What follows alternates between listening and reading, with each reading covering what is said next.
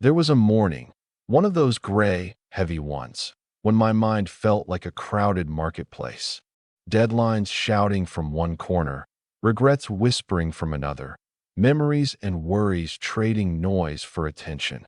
I was doing everything right, chasing goals, staying busy, holding it all together. And yet, I was drowning, not in failure, but in the relentless need to control everything. That morning, I caught myself gripping the steering wheel at a red light, jaw clenched, heart pounding, because someone cut me off in traffic. It hit me. I wasn't reacting to that driver. I was reacting to everything I refused to let go of. That's when I stumbled into the ancient idea of detachment. Not the cold, apathetic kind that shuts you off from life, but the peaceful awareness that lets you live in life without being dragged by it. I began studying Stoicism, Buddhism, and modern psychology, three seemingly different worlds that were all pointing to the same truth. Peace doesn't come from controlling your life. It comes from learning not to be controlled by it. This book is my field journal from that discovery, the raw, practical, and often humorous process of unlearning emotional chaos. It's not about escaping the world. It's about engaging with it differently.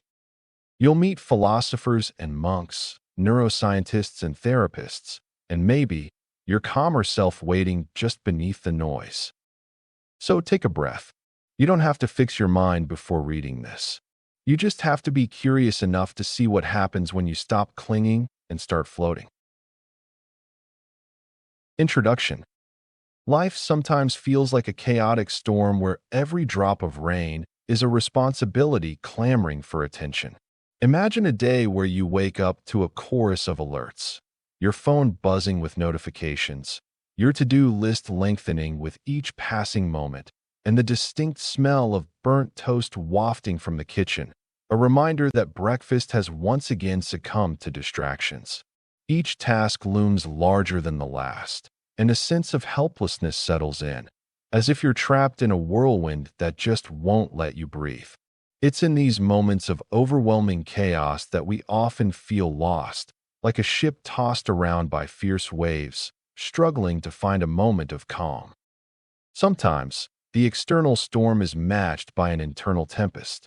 You might find yourself juggling work deadlines, family commitments, and those pesky personal goals like exercise or meditation that get pushed aside. Maybe there's an unspoken fear lurking in the background, questioning if you're doing enough, being enough. You might even laugh briefly at the absurdity of it all. There's nothing quite like standing in front of a mountain of laundry while debating the merits of a healthy breakfast smoothie. This contradiction of feeling overwhelmed yet slightly amused illustrates just how human we all are. It's a reminder that amidst the noise, we are trying to do our best. Reflecting back to a particularly chaotic time in my life, I remember a moment that turned everything upside down. It was a typical Tuesday morning. I was late, hurriedly trying to get the kids ready for school while balancing my thoughts about an important work meeting that loomed later that day. Just as I thought I had everything under control, my youngest spilled orange juice all over the floor. I had two choices: scream like a banshee or take a deep breath and embrace the mess. Suddenly, I realized that life is often unplanned, and those little disasters can sometimes lead us to unexpected lessons. This moment of chaos was a turning point for me. It taught me that life will inevitably throw curveballs your way, but it's how you respond that makes all the difference. Instead of reacting with frustration, I tried to find humor a bit amidst the chaos. I grabbed a dish towel, took a deep breath, and made a game out of cleaning it up with the kids. They giggled as they sloshed around in the juice, and for a moment, the stress melted away. In a peculiar way, those unexpected events serve as reminders that we can adapt, bending instead of breaking like a tall tree swaying in the wind. Every mess, every unexpected turn, can teach us something if we let it. When life's surprises shake us, it's an invitation to pause, to reflect, and to assess what matters most. Embracing imperfection can lighten the load. So, the next time you find chaos knocking at your door, Ask yourself, what can I learn from this? What moment of joy can I create in the midst of this overwhelming tide? Finding gratitude in the small things often sparks resilience, lighting the path forward even when everything else feels like it's out of control. There are times when everything just feels like too much. You wake up with a tight knot in your chest, a restless mind that refuses to slow down, and by the end of the day, you're carrying around a weight you can't quite explain. Maybe it's the pressure of deadlines, the endless to-dos, or that quiet voice inside asking if you're really where you want to be. Frustration isn't always loud. It can whisper in moments of doubt or simmer beneath the surface when things don't go as planned. I've felt this many times myself, lying awake at night wondering why peace seems so out of reach when all around me looks hectic. This feeling, frustration wrapped up with the longing for calm, is something most people share but rarely talk about openly. It's a human experience, like carrying an invisible backpack filled with worries and unmet expectations. We search for that quiet spot inside ourselves where the noise dims and calm takes over, but it can seem like trying to catch smoke with your bare hands. Sometimes frustration feels like banging against a wall, wondering if there's a quick fix or if you're just stuck in a loop. What's comforting is knowing this isn't just your battle alone. It's a story shared by many walking similar paths, each trying to find a little breathing room. When frustration piles up, it can feel like your whole world is spinning too fast. Suddenly, even small tasks look like mountains, and that elusive peace seems farther away than ever. At those moments, it's easy to think no one else really understands, but the truth is, feeling overwhelmed is incredibly common. Life piles on responsibilities, emotions, and unexpected challenges that pull you in different directions. Knowing this doesn't erase the struggle, but sometimes it softens the load, reminding you that you're part of a bigger human experience. Finding balance doesn't have to mean making big, sweeping changes overnight. It's often about the little things, those quiet pauses in the day that we almost overlook. A moment spent noticing your breath can be a tiny island of calm. Reflecting on what actually matters during a hectic day can shift your perspective enough to ease the tension. Even laughing over something silly can break the cycle of stress. Balance starts showing up in these small, gentle acts. Not because life suddenly becomes perfect, but because you become a little more mindful of your own inner world. That hope, even if it's a faint one, can be the light that guides you through the frustration. One way I've found helpful is to imagine frustration as a wave. Sometimes it crashes hard, knocking you off your feet, and other times it's a soft swell, just reminding you that emotions do change. It's okay to feel unsettled. Catching your breath, stepping back from the chaos, or simply allowing yourself to feel without judgment can open up a space where peace might sneak in. There's no rule that says you have to solve everything all at once. Sometimes, just sitting with your feelings and speaking kindly to yourself is enough to begin that gentle shift toward calm. Next time frustration hits, try this. Take a moment to pause, close your eyes, and feel where it sits in your body. Acknowledge it, then let yourself breathe into that feeling. It might not disappear immediately, but giving yourself permission to just be can plant a seed for peace to grow in its own time. This simple act of awareness can be the quiet start to finding balance even in the busiest, messiest days. Throughout history, many ancient cultures have emphasized the importance of detachment as a way to find peace. In India, the teachings of the Buddha often talk about letting go of attachment to desires and outcomes. The Stoics of Greece and Rome learned that by not clinging tightly to things outside their control, they could stay calmer when life threw difficulties their way. These traditions suggest that attachment, while tempting, often leads to suffering because it makes us dependent on things that are fleeting or uncontrollable. Think about a stormy sea. Staying afloat depends less on what the waves do and more on how you choose to respond. Wise people learned that detachment isn't about ignoring life, but rather about seeing it clearly without getting caught up in every twist and turn. These ancient ideas aim to help individuals find a steady peace no matter what happened outside. Sometimes, they even describe detachment as a kind of inner strength, a way to stand firmly in the middle of chaos without losing yourself. For example, many spiritual traditions recommend practices like meditation or contemplation that encourage us to observe thoughts and feelings without being swept away. It's a bit like watching clouds pass in the sky, acknowledging their presence but not chasing after them.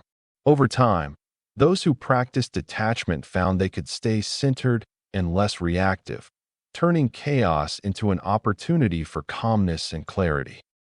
Today, psychologists often talk about something similar to detachment, calling it emotional regulation or mindfulness. Research shows that when we learn to step back and observe our thoughts and feelings without immediately reacting, we tend to feel less stressed. For instance, if someone cuts us off in traffic or if a project at work hits a snag, pausing before reacting can save us from unnecessary anger or frustration.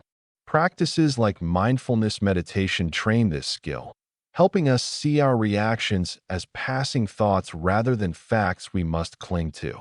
It's as if we've learned a mental version of the ancient wisdom. You notice the emotion but don't have to act on it. Over time, this habit helps each person create a mental space where peace can settle, even when life gets hectic. Many self-help approaches now advocate for detachment as a way to find balance. They teach that we aren't supposed to suppress feelings, but instead watch them like a weather report, acknowledging the storm but knowing it will pass. A simple example is the practice of taking deep breaths when upset, reminding ourselves that feelings are temporary. This shift in perspective is powerful because it helps us realize that much of our suffering comes from over-identifying with our thoughts or worries. Practicing a gentle form of detachment doesn't mean becoming indifferent. It's about recognizing that we are not our emotions. Using this understanding, we can navigate the ups and downs of life with a bit more ease and less drama. Whether through ancient teachings or modern science, the message remains clear. Letting go of unwarranted attachments can dramatically change how peaceful and centered we feel daily. A practical tip: when you notice yourself clinging to a particular outcome or feeling overwhelmed, try this. Pause and ask, is this really mine to carry? Often, just that simple question can help create enough distance to see things more clearly. It's a small reminder that, sometimes, stepping back is the best way to move forward with less stress and more clarity. Life can sometimes feel like a whirlwind, can't it? From juggling work to personal responsibilities, it's not unusual to feel completely overwhelmed. In moments like these, finding a gentle approach to detachment can make all the difference. You might wonder how you can detach from stress without feeling guilty. It's like stepping back to get a clearer view of a messy room. You begin to see what's cluttering your space. Taking that step back allows you to assess what truly matters and what you can let go of. Imagine standing in a room filled with scattered papers, clothes on the floor, and that nagging feeling that you should be doing something. Now, pick up one small item to address. That's a start. Similar to that feeling, when life overwhelms you, focus on one thing at a time. This approach doesn't dismiss your worries. It acknowledges them while giving you permission to prioritize. Sometimes, just acknowledging that everything is too much can lift a weight off your shoulders. Allowing space for detachment creates a calm pause where genuine perspective can breathe. The journey through life's chaos doesn't have to be achieved through sheer willpower. Remember, life is continuous and not a race. Glancing at your challenges and deciding to take a step back isn't about abandoning them. It's about creating room for compassion toward yourself. Through small acts of mindfulness, you can gently disentangle yourself from the hectic pace of your thoughts and tasks. As we think about easing our struggles, let's turn to the wisdom of those who walked these paths before us. Many ancient philosophies, like mindfulness from Buddhism, teach us the value of being present. These teachings, when paired with modern techniques, offer a rich toolkit for everyday challenges. Think of breathing exercises as your anchor. They're as simple as inhaling deeply, holding for a few seconds, and exhaling slowly. This takes mere minutes, but creates a ripple effect on your entire day. It's about nurturing yourself, just like watering a plant after a hot day. You can also combine meditation with daily routines. For instance, transforming your morning coffee into a moment of mindfulness can change its entire essence. Instead of scrolling through your phone, truly savor the aroma and taste. Reflect on the warmth of the cup in your hands. These small moments can accumulate and shift your perspective significantly. Embracing practices that resonate with you can comfort and guide you along the way. Mastering detachment isn't something that happens overnight. It's more like learning to ride a bike. You don't get it right the first time, and every fall teaches you a little more about balance. This book is here to walk beside you through that process, reminding you that change is gentle and gradual, not a sudden switch. Sometimes we want quick answers, expecting to flip a switch and feel instantly different, but real growth usually unfolds quietly. Patience is a friend you'll want to keep close on this path, because it allows you to feel hopeful even when progress feels slow. Think of this not as a fix you check off your list, but as an ongoing conversation you have with yourself. A chance to take small, kind steps that add up over time. There will be moments when you'll look back and realize just how far you've come, even if it wasn't obvious day to day. Setting expectations gently can make the journey feel less intimidating and more like something you look forward to, rather than dread. After all, transformation works best when it's steady, with space to breathe and adjust along the way. Much like planting a seed, detachment needs nurturing. A little water here, some sunlight there, and a lot of patience. It's tempting to want to see immediate results, but the best roots grow slowly and quietly underground before bursting into visible life. Seeing this book as a companion rather than a magic pill can help ease any pressure you may feel. It's a reminder that you're not rushing toward a finish line, but taking part in a lasting practice that offers ongoing support and growth. Approaching this journey with hope means allowing yourself to be imperfect. You might stumble or feel stuck, and that's okay because every experience teaches you something new. Hope is like a cozy blanket on chilly days. It wraps around you, giving comfort and warmth when things feel uncertain. Over time, that comfort expands, creating space for new strength to build. Your progress doesn't need to be flashy or obvious to have real meaning. When you shift your mindset this way, the idea of mastering detachment turns into something approachable and even kind.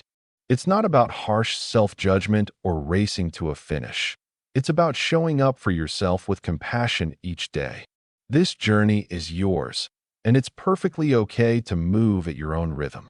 Sometimes the most powerful changes come from the smallest moments of awareness and choice, not grand gestures. This book lives to be that gentle guide, quietly encouraging you as you grow.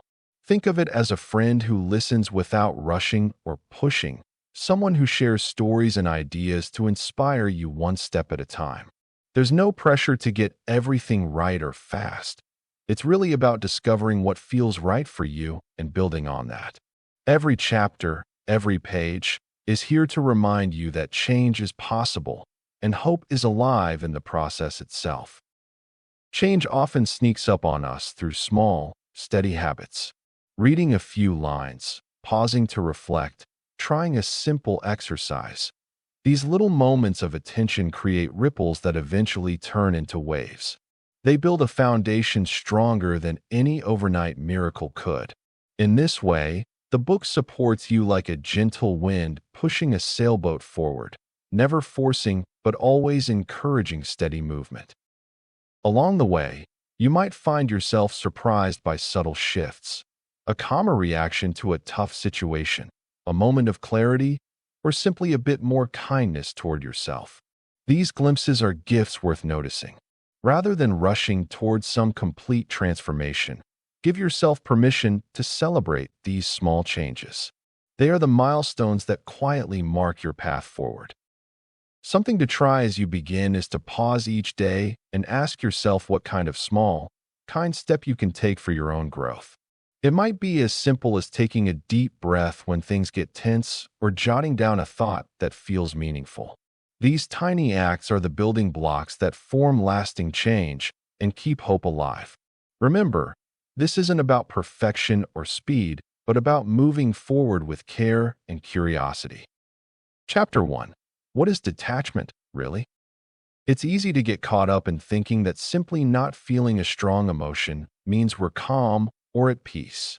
Sometimes, when life gets overwhelming or when pain becomes too much to handle, we develop a tendency to turn away from our feelings. We might tell ourselves that refusing to feel anything up front keeps us safe. But more often than not, this is actually a kind of self-protection that morphs into numbness. We begin to feel disconnected from ourselves and others, walking around like statues. People often mistake how silent we've become for strength or maturity, not realizing it's more like hiding behind a wall built from fear of feeling vulnerable. Over time, what feels like not caring actually becomes a barrier that keeps us from experiencing joy, love, or fear. We forget what it felt like to really be touched by something authentic. Instead of facing our pain or our happiness head-on, we choose to shut down or zone out. It's as if we're trying to avoid feeling hurt again, but in doing so, we also block out the good sensations. Many have shared stories of realizing years later that they've been living in a fog, expecting peace, but actually missing out on the richness of emotional life. The truth is, this kind of numbness isn't caring either. It's simply the absence of feeling, and it acts like a kind of emotional vacuum. What if detachment isn't about not caring at all, but rather about knowing when to step back and observe? It's like having a garden. Sometimes you need to pull back and let the weeds be, so the flowers can grow stronger. Detachment can be a skill that helps us handle overwhelming situations without losing ourselves. It allows us to watch our thoughts and emotions without being swept away by them. This doesn't mean suppressing feelings or pretending everything is fine. It's more about creating space. A space where emotions are acknowledged, but not allowed to control us entirely. When we learn this balance, we see our feelings more clearly, like stepping out of a fog into the sunlight. This kind of emotional clarity takes some practice.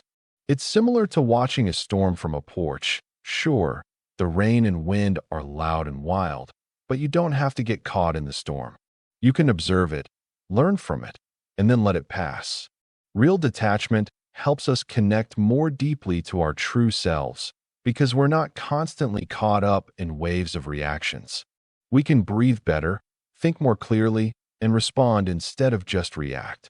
It's a subtle shift that transforms how we experience life, turning numbness into awareness and apathy into compassionate distance. Learning to do this gently is like tuning an instrument, quietly and patiently, until everything sounds just right. A good way to start practicing this kind of detachment is simply to notice your feelings without judgment.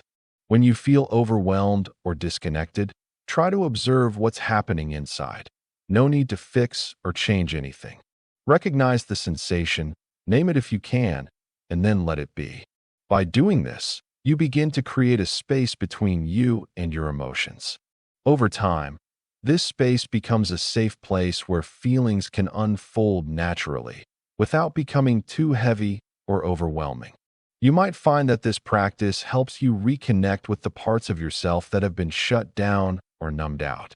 Tiny steps like these can gradually open the door back to a more balanced, compassionate inner life. Attachment is a fascinating part of how we connect with others and experience our emotions. Think about it. When someone we care about is upset, we can feel their pain, almost as if it's our own.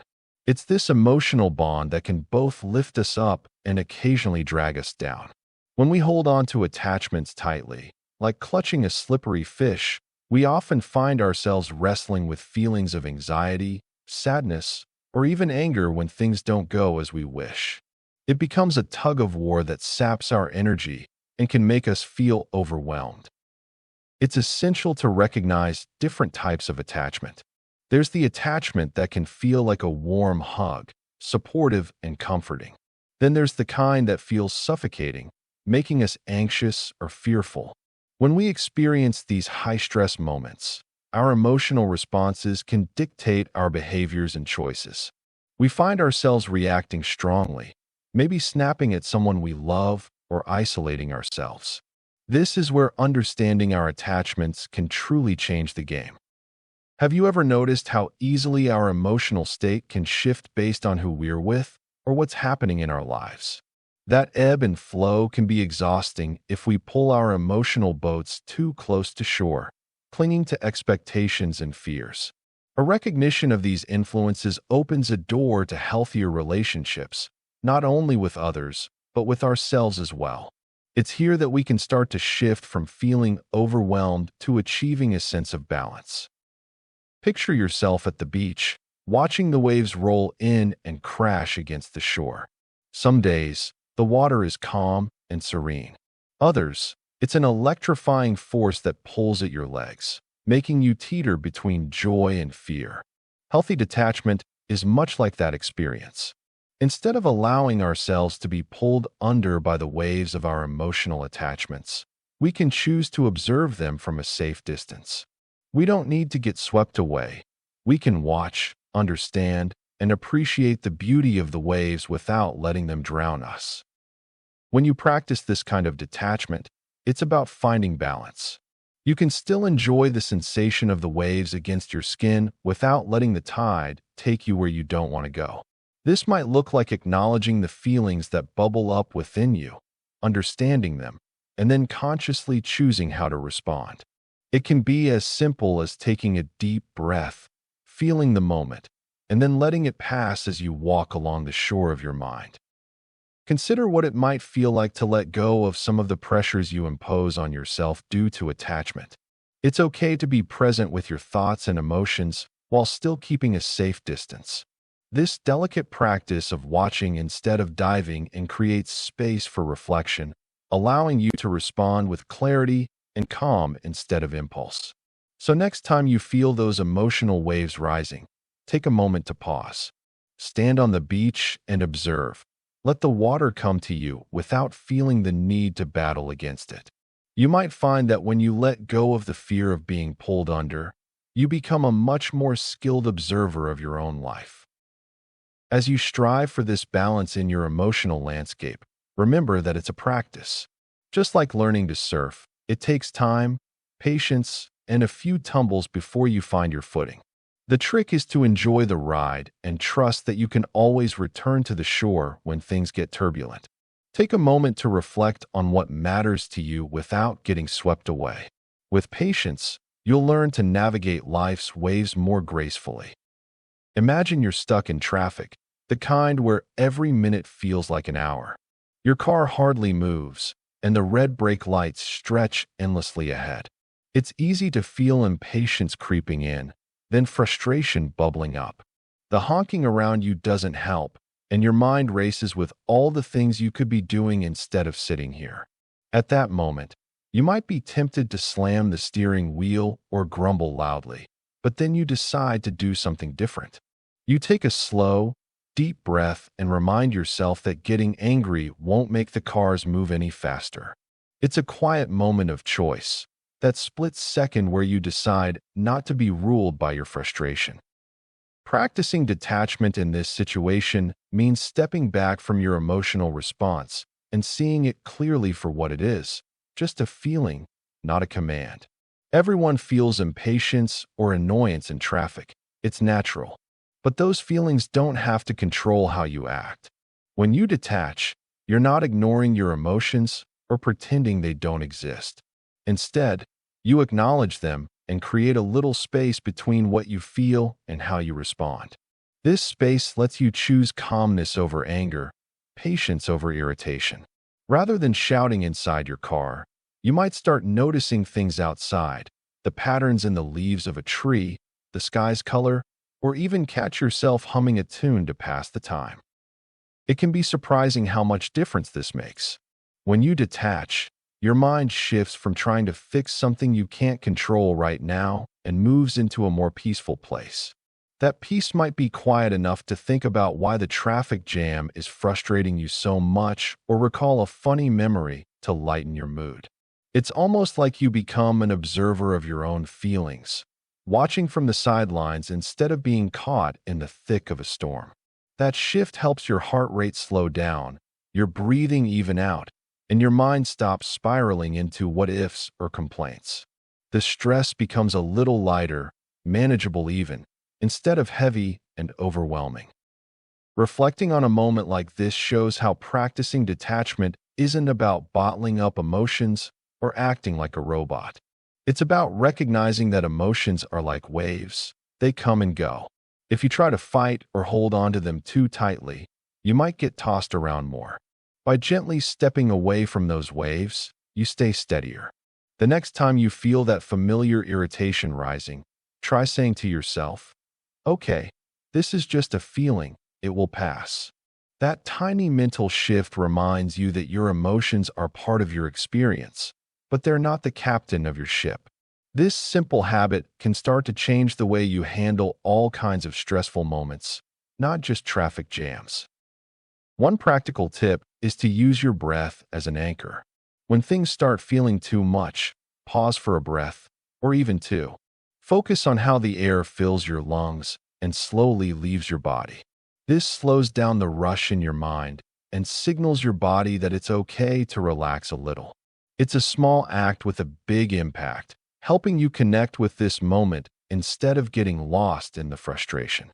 Over time, these tiny pauses build resilience, making it easier to face the next slow traffic jam or any stressful situation with a bit more calm and clarity. Many of us hear the word detachment and think of simply not caring about anything. But in reality, detachment is more like having a clear distance from the chaos of our emotions, without shutting ourselves off completely. It's a way to step back and observe our feelings without being swept away by them. Unlike indifference, which often feels like a sense of apathy or even dislike, genuine detachment involves caring deeply but not being controlled by those feelings. It's kind of like standing on the shoreline, watching the waves but not drowning in them. When we understand this difference, it becomes easier to see that detachment can actually help us stay grounded and peaceful, rather than making us cold or uncaring. Think about a time you felt overwhelmed by your emotions. Did you try to push them away or ignore them? Or did you allow yourself to feel but not be overwhelmed by them? That's closer to detachment. It's a skill that can be developed through practice, not simply a trait some people are born with. There's a difference between being emotionally distant because of fear or numbness, and having a mindful space between yourself and your feelings that allows for clarity and calm. Recognizing that difference helps us avoid confusing detachment with coldness, which can lead to loneliness and disconnection. Real detachment offers a way to enjoy life more fully without losing our sense of self or becoming hardened against others. To start, picture a friend who has mastered the art of staying calm during stressful moments. They still care. They might even help you work through problems, but they don't become anxious or upset just because circumstances are tough. That's because they've learned to hold their emotions loosely instead of clinging to them.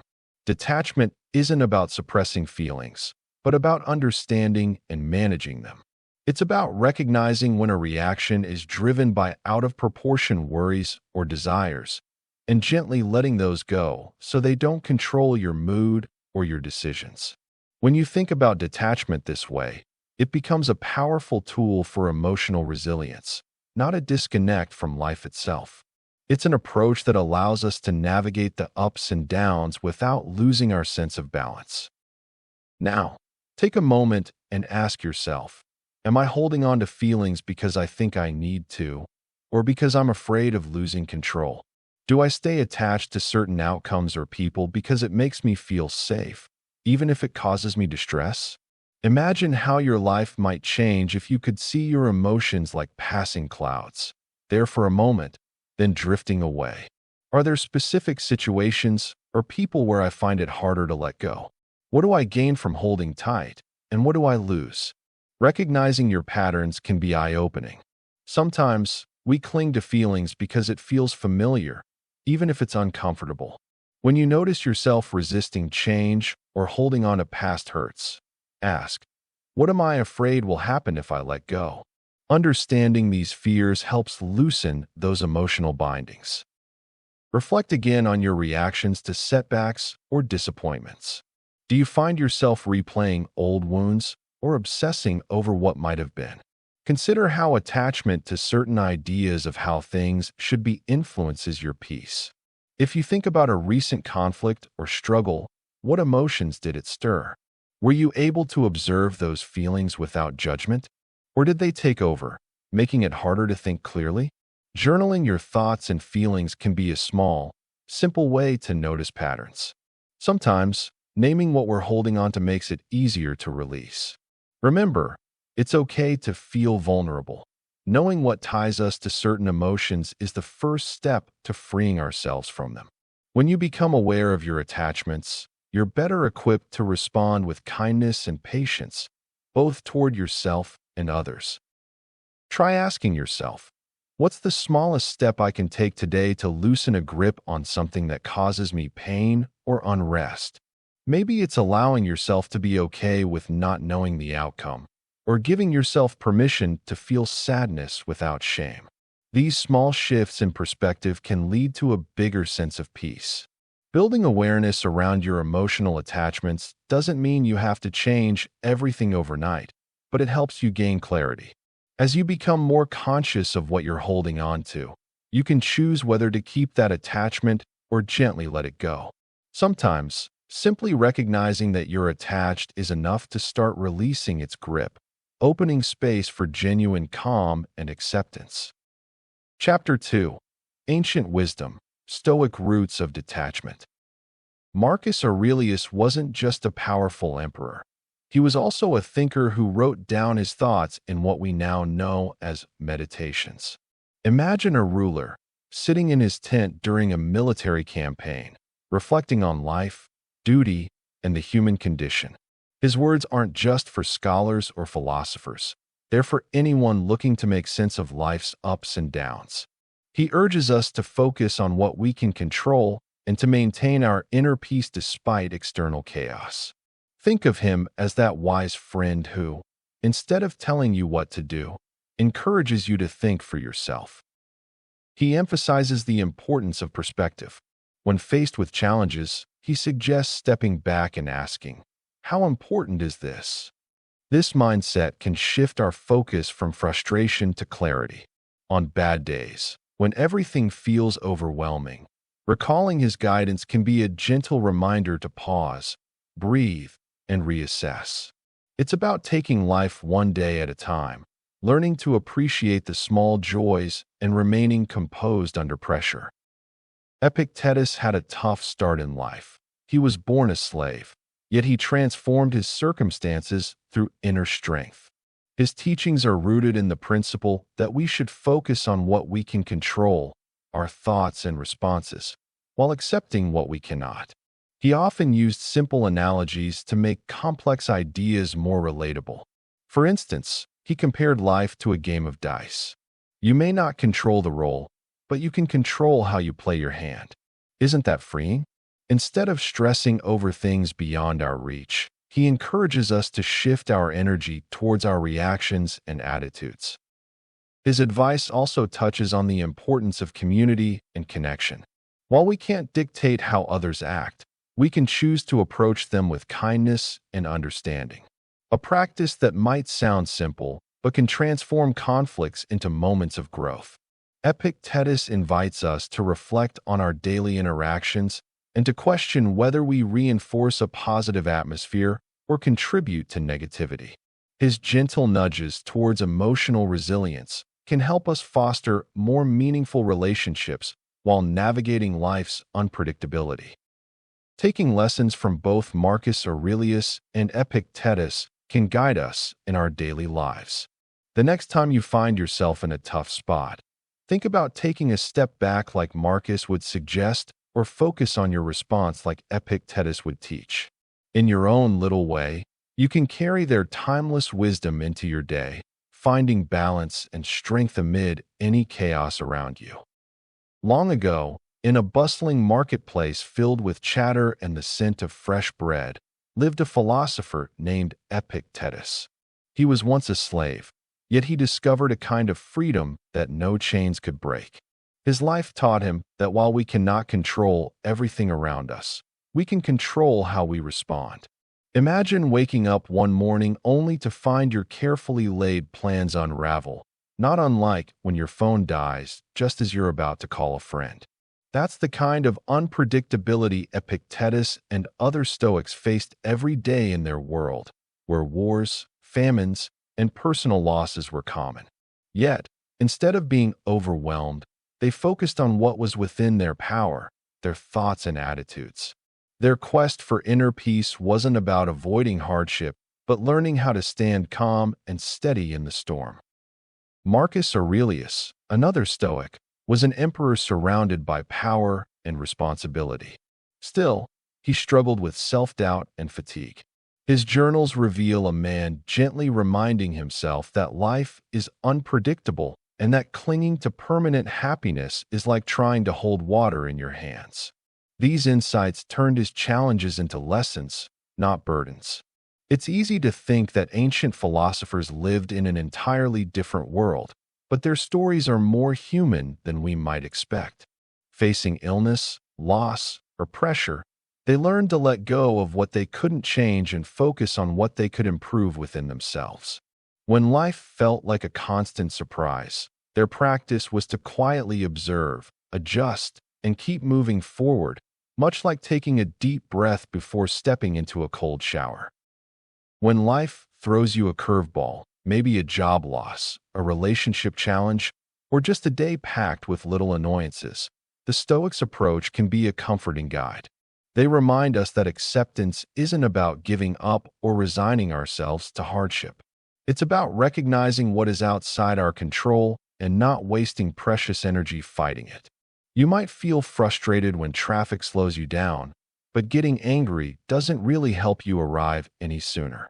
Marcus Aurelius encouraged himself to meet each challenge with kindness and patience, as if practicing a gentle art of staying calm and collected. This mental resilience is something anyone can build, like strengthening a muscle, through daily reflection and mindful pauses. One of the powerful insights from the Stoics is that thoughts shape our experience. Just as a pair of glasses can tint the way you see the world, your mindset colors how you experience life's ups and downs. Instead of thinking, "Why me?" you could try asking, "What can I learn from this?" This simple shift doesn't erase difficulties, but changes your role from a defeated victim to an active learner. It's a bit like finding a detour when the usual road is blocked. Practicing acceptance helps us to loosen the grip on expectations that only cause stress. It's not about lowering standards, but about embracing flexibility and gentleness with ourselves when things don't go as planned. By giving attention to the present moment and our own reactions, we create a space where peace can grow.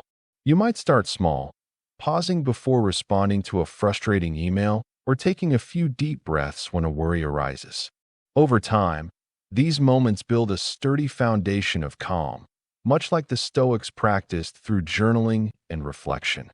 It's not that life becomes perfect, but that we become better prepared to meet whatever comes with grace and clarity. Remember, it's okay to stumble, to feel uncertain, and to ask for a little patience with yourself along the way. Imagine you're sitting in your car during rush hour, stuck behind a sea of brake lights, feeling frustration build. It's easy to believe you should be able to control the traffic, that the cars should move faster, or that the whole situation should be different.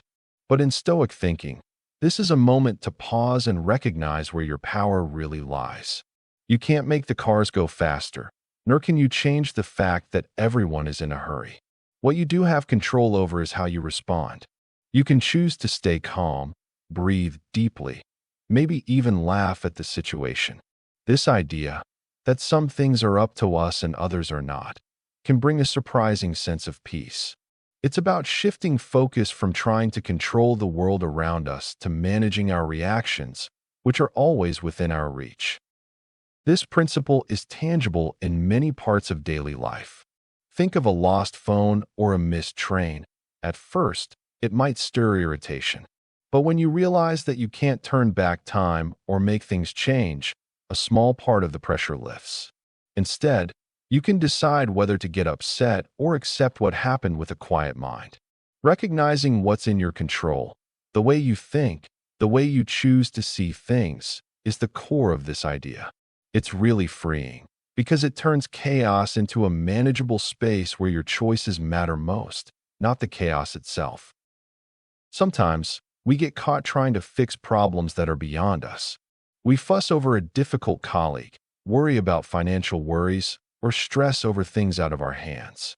But if we look closely, most distress stems from trying to control outcomes we simply can't. What if, instead, we focused on what we can influence? For example, we might not be able to change how our boss acts, but we can control our own attitude or how we respond. We can decide to remain patient, to listen more carefully, or to take a moment before reacting. That shift in perspective makes a big difference. It's about learning to see life as a mix of actions we can take and circumstances we must accept, which stops us from wasting energy on battles that are already lost. Imagine you wake up and realize it's raining on the day of an outdoor event you were looking forward to. Instead of feeling annoyed and wishing for sunshine, you decide to accept the rain calmly. You might even find humor in the situation or look for ways to enjoy it, like splashing in puddles or cozying up with a hot drink. This attitude, practicing acceptance, is central to Stoic thought.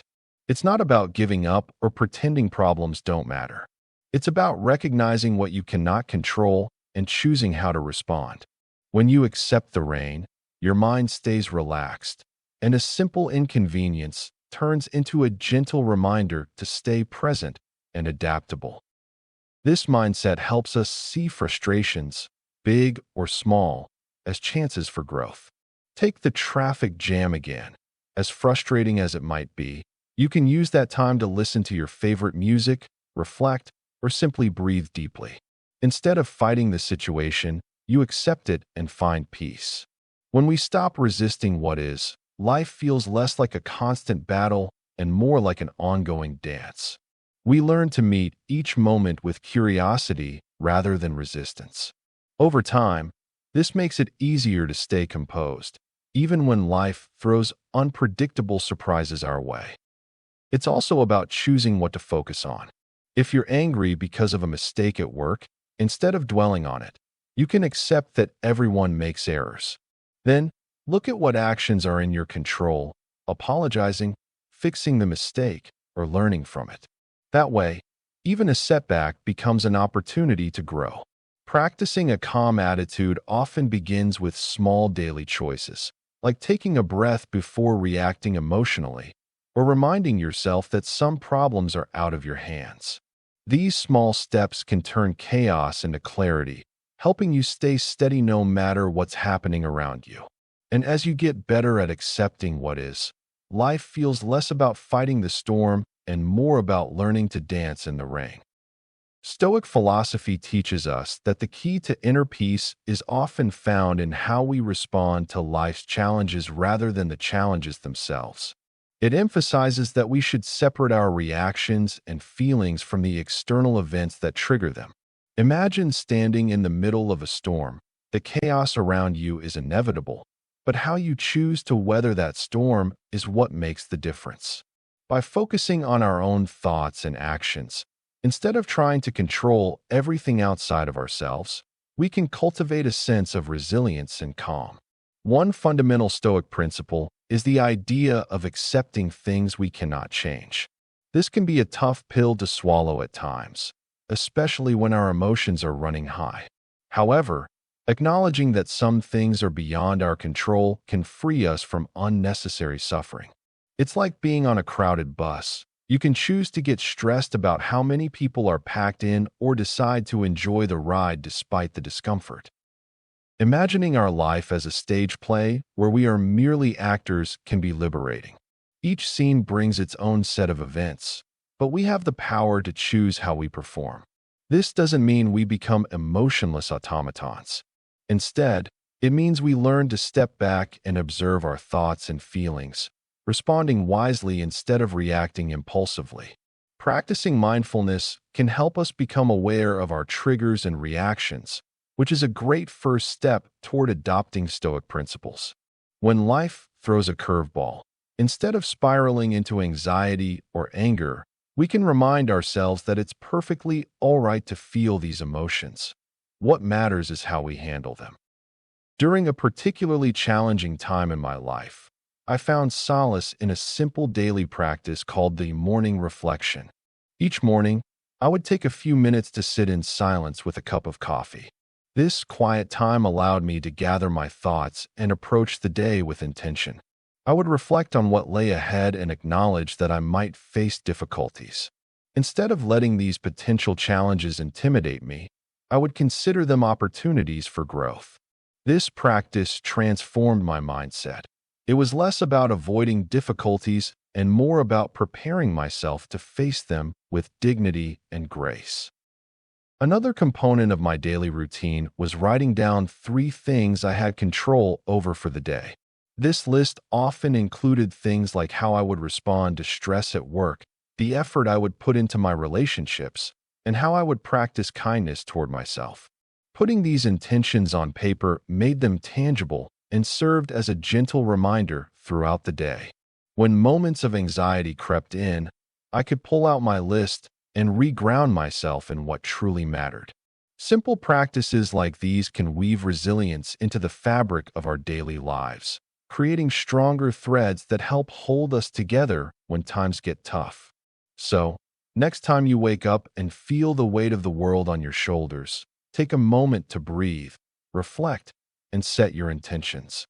You'll find that developing these small routines can lead to a far steadier path through life's storms. Consider starting your own morning routine, even if it's just 5 quiet minutes before the day unfolds. Write down your intentions or reflect on how you want to handle upcoming challenges. You might find that taking just a bit of time each morning can set a positive tone for the day ahead, encouraging a mindset rooted in resilience and calm. Stoic philosophy might sound like something from an ancient textbook, but its ideas are surprisingly down to earth, especially when it comes to handling the ups and downs of daily life. At its heart, Stoicism teaches that while we can't control everything happening around us, we do have control over how we react. Detachment, a key idea in Stoicism, doesn't mean being cold or indifferent. It's more like stepping back a little, like watching a movie instead of jumping into the middle of the drama. This kind of emotional distance can help us avoid getting caught up in frustration or anxiety when things inevitably go wrong. Picture a time when you spilled your morning coffee. You could either panic, rush to clean up, and feel annoyed for the whole day, or you could take a breath, acknowledge it as just a small mishap, and move on without creating a personal crisis. The Stoics would say the second approach is the way to go. Their ancient wisdom encourages us to focus on what is within our power, our thoughts, choices, and attitudes, and to let go of what isn't. This doesn't mean ignoring problems, but seeing them clearly without adding extra emotional weight. It's like learning to ride waves instead of being tossed around by them. The Stoic idea of detachment can feel a bit strange at first because we aren't usually taught to step back from our feelings so openly. Yet, this practice invites a kind of freedom. Imagine being able to pause before reacting, offering yourself a moment to choose a calmer, steadier response instead of losing your cool. When you start practicing this kind of detachment in daily life, you'll notice how much less exhausting it can be to deal with stress, conflict, or disappointment.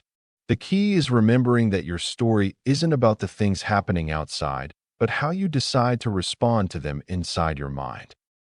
Trying out Stoic practices doesn't require a big-time commitment or a dramatic lifestyle change. You might begin by simply pausing for a moment when something bothers you, asking yourself, is this something I can change, or is it out of my control? This little question can be surprisingly powerful.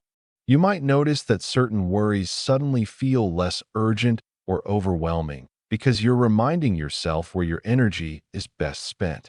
Starting small like this lets the changes come quietly. Over days and weeks, you could find your reactions softening, your patience growing, and your overall mood shifting toward calmness. Imagine living with a quiet inner coach who gently nudges you to be less reactive and more thoughtful. That's what practicing Stoicism feels like over time.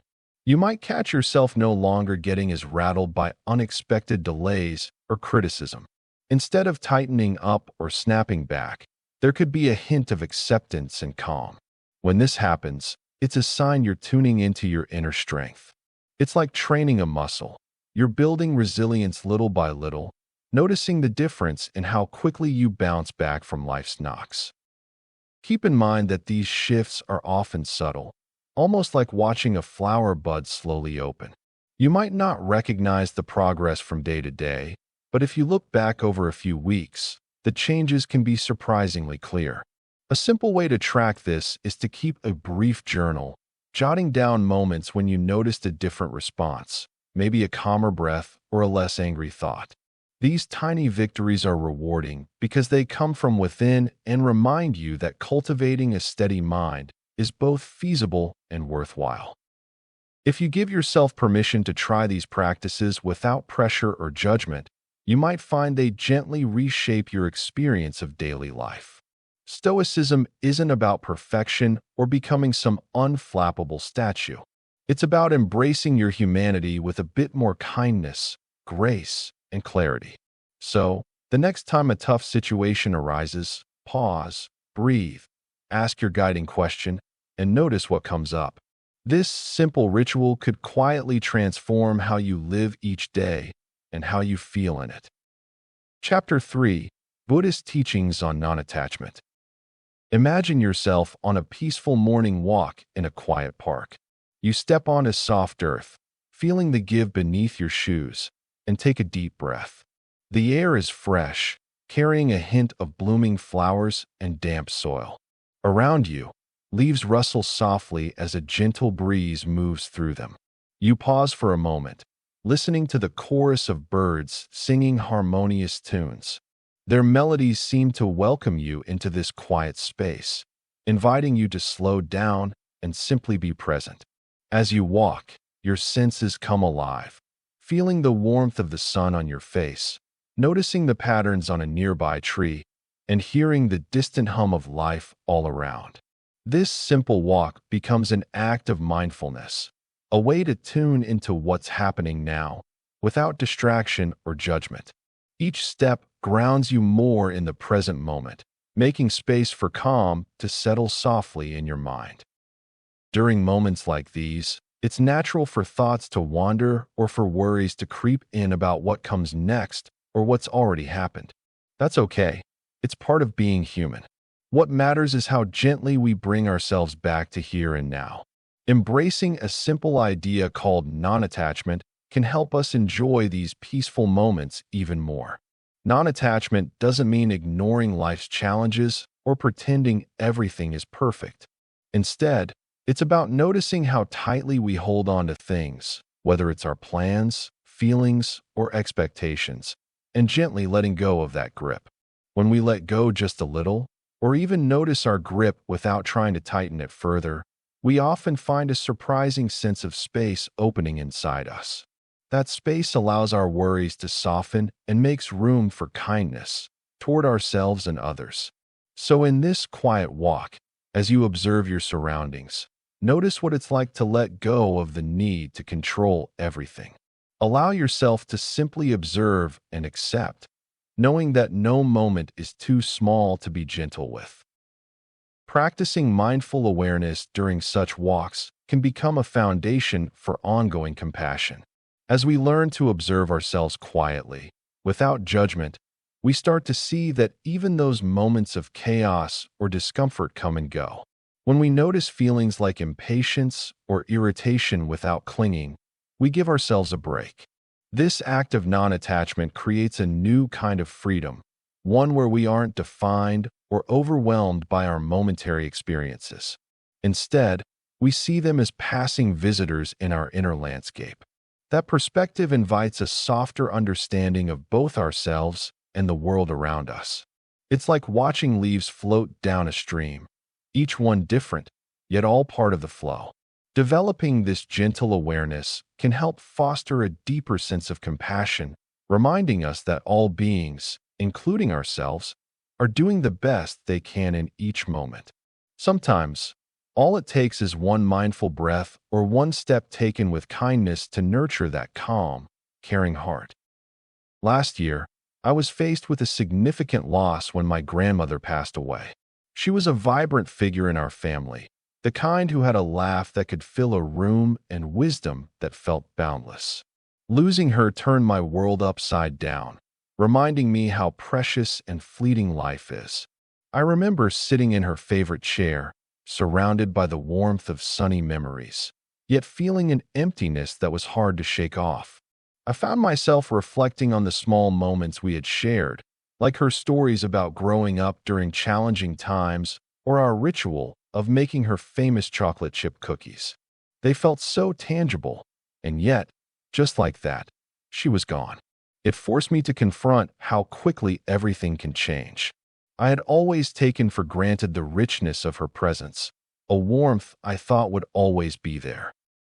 In those early days of grief, I often caught myself submerged in memories and regret.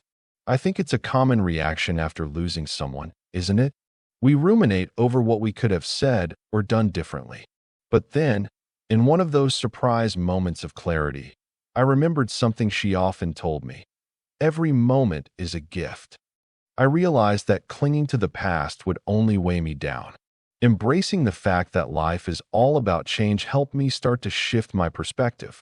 I had to accept that her passing was just another part of the cycle of life, even if it felt unbearably painful at the time. Understanding impermanence can feel daunting, but it can also be incredibly liberating. When I actively started accepting that nothing lasts forever, it brought me a newfound sense of comfort. For instance, I began to cherish moments rather than rush through them, whether it was a simple coffee date with a friend or a quiet evening at home. Each experience, however brief, became special. I started keeping a journal where I would jot down small things, like a sunny day or laughter shared, reminding myself that change is constant and inevitable, but so is joy. This practice helped keep my perspective fresh and optimistic. It honed my ability to savor little moments with loved ones, knowing they are just as ephemeral as everything else. Letting go can be a beautiful act if we allow it to be. Each time I felt overwhelmed by grief, I leaned toward the memories instead of shying away from them. I celebrated my grandmother's life by sharing her stories and tradition with my family. We made cookies together and laughed about how she would always say our chocolate chips were too few or too many. By doing this, I not only honored her memory, but also created space for new memories to form. Embracing impermanence doesn't mean forgetting. Rather, it involves cherishing the past while being open to what the future may hold. Every goodbye opens the door to new hellos. Reflecting on this deepens connections to what matters most. One simple mindfulness exercise, rooted in Buddhist teachings, has been a steady anchor for me when life feels like a wild storm. It's called mindful breathing, and it's surprisingly easy. The idea is to focus on your breath, the basic rise and fall that happens without you even trying. This tiny practice can pull you out of spiraling thoughts and bring you back to the present moment, even if only for a minute or two. It's not about stopping your mind or emptying your head completely, which can sound intimidating at first.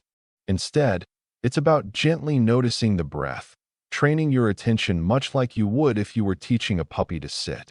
When life throws its usual chaos, emails, deadlines, noisy neighbors, or simply restlessness, coming back to your breath offers a place to land. Let me guide you through the steps I follow, which might feel a bit funny at first, but get easier with practice. First, find a comfortable spot to sit or lie down. No special cushions or Zen gardens required. Close your eyes if you feel comfortable, or keep them softly focused on a nearby object.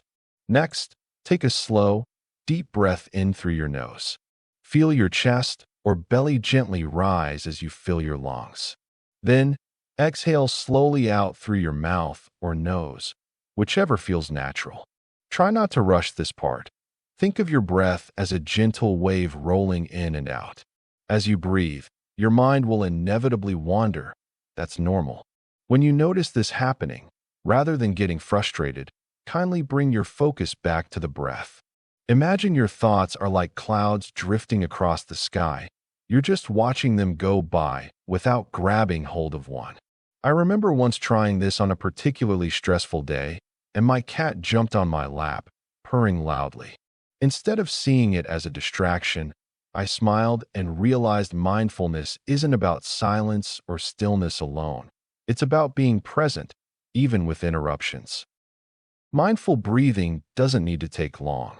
Sometimes, just 2 to 5 minutes can reset your entire state of mind. If you ever feel overwhelmed or scattered, try slowing your breath down, noticing the tiny details, how the air feels cooler as it enters, warmer as it leaves, how your chest expands, how your belly softly moves. Over time, this practice helped me shift from reacting to stress automatically to responding with a little more calm and clarity. It's like having a pause button you can press when everything feels like too much. And the best part is, it's always with you, right inside your own body. Imagine a woman named Sarah who often finds herself overwhelmed by her own harsh words. After a busy day, she notices a small moment when she looks at her reflection in the mirror. Instead of criticizing herself for her tired eyes or unkempt hair, she softly whispers, "You're doing your best today." At that moment, she feels a gentle warmth spreading through her chest, like a quiet reassurance that she's allowed to be imperfect. That simple act of kindness to herself surprises her. Over time, Sarah begins to notice how her feelings of frustration soften, and she starts to see herself more kindly, just like she would a good friend. This story isn't about magic or grand gestures, but about tiny, intentional moments of self-compassion that create a ripple of kindness throughout her day. This small story sheds light on a practice called loving kindness meditation, which helps us cultivate feelings of warmth and friendliness, first toward ourselves and then toward others. Many of us are used to being our own harshest critic, forgetting that kindness is a muscle we can strengthen. When we practice loving kindness, we send gentle messages to our minds and hearts, such as, "May I be safe," "May I be healthy," or "May I accept myself as I am." Think of this meditation as planting seeds of compassion, starting within ourselves. Unlike some meditation styles that focus solely on breath or quieting the mind, loving kindness invites us to connect with the natural desire to be happy and free from suffering. That small act of self-care, repeated often, gradually reshapes how we treat ourselves and others, bringing more patience and warmth into everyday life. Getting started with loving kindness meditation is simpler than it sounds. First, find a comfortable position, sitting in a chair, lying down, or even walking slowly, whatever feels best for you. Close your eyes if you like, and take a few deep breaths, noticing the rise and fall of your chest. Begin by silently repeating gentle phrases directed at yourself, such as, "May I be kind," "May I be happy," or "May I accept myself as I am." It's okay if these words feel a little strange at first. The point is genuine intention, not perfection. Imagine wrapping yourself in a warm, caring embrace or picturing a time when you felt loved and supported. This helps make the practice more vivid and real. Once you've established this connection to yourself, slowly extend the kind feelings outward, thinking of someone you care about. Visualize them and silently wish them well, May you be safe. May you be healthy. May you find peace. If you're new to this, start with people you feel comfortable with, close friends or family, before gradually including acquaintances or even people you find difficult. Remember, feelings of kindness grow with practice, and it's normal for some days to feel more genuine than others. The key isn't to force your heart open, but to gently invite feelings of warmth and compassion to arise naturally. Keep your expectations light, as if tending a garden rather than cultivating a perfect flower. Practicing loving kindness doesn't have to take a long time. Even a few minutes each day can make a difference. Some find it helpful to set a regular reminder, perhaps in the morning or right before bed, so the practice becomes part of daily life. As you repeat these phrases, notice the subtle shifts in your mood or what thoughts or feelings come up. If doubts or frustration show up, gently acknowledge them without judgment and return your attention to the phrases. Over time, you'll notice a greater patience with yourself and others, almost as if you're teaching your heart how to be a little gentler each day. Remember, kindness is a skill, and like any skill, it improves with gentle, consistent effort. One practical tip is to use visual or tactile cues to remind yourself to practice. For example, you might place a small note on your mirror that says, "Be kind to yourself," or keep a soft cloth nearby to hold while you meditate. These small prompts act as gentle nudges to breathe in kindness, especially during busy or stressful moments. Keep in mind that this practice isn't about achieving perfection, but about showing up with a caring heart, a practice that helps you become more familiar with feelings of warmth and compassion whenever you need them most. Buddhism teaches us about non-attachment, a principle that can feel like a lifeline when we grapple with emotions like anxiety and clinginess. Many of us find ourselves getting overly attached to people, situations, or even outcomes, thinking that holding on tightly will secure our happiness. But paradoxically, this can lead to feelings of fear and insecurity. Imagine clinging to a branch while crossing a river. As long as we grip it tightly, we fear losing our balance. Letting go can feel terrifying. Yet, this is where Buddhist wisdom shines. Anxiety often stems from our fears tied to what we have or who we care about. When we regard these aspects as unchanging parts of our lives, we set ourselves up for distress. For instance, think about a time you were worried about a relationship.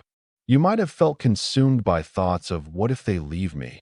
or "what if I lose my job?" These worries can imprison us in anxious cycles. Buddhism invites us to recognize that everything is impermanent. Nothing, not even our loved ones or jobs, is entirely ours to hold. When we embrace this, we can breathe a bit easier, realizing that loss is a natural part of life. This understanding doesn't mean we stop caring for those we love. Instead, we learn to appreciate them without an iron grip on our hearts. Picture watching leaves fall from a tree. Instead of clinging to every leaf, we can admire the beauty of each season as it comes and goes. By letting go of the need for constant security, we open ourselves to experiencing joy in our lives as it unfolds, rather than waiting in anxious anticipation of potential loss. Create small rituals that foster a sense of gratitude. When you wake up, think of 3 things you're thankful for, big or small. Daily reflections on things you are grateful for can nurture a sense of abundance rather than scarcity. This practice can shift your focus from what you fear losing to what you cherish in the moment.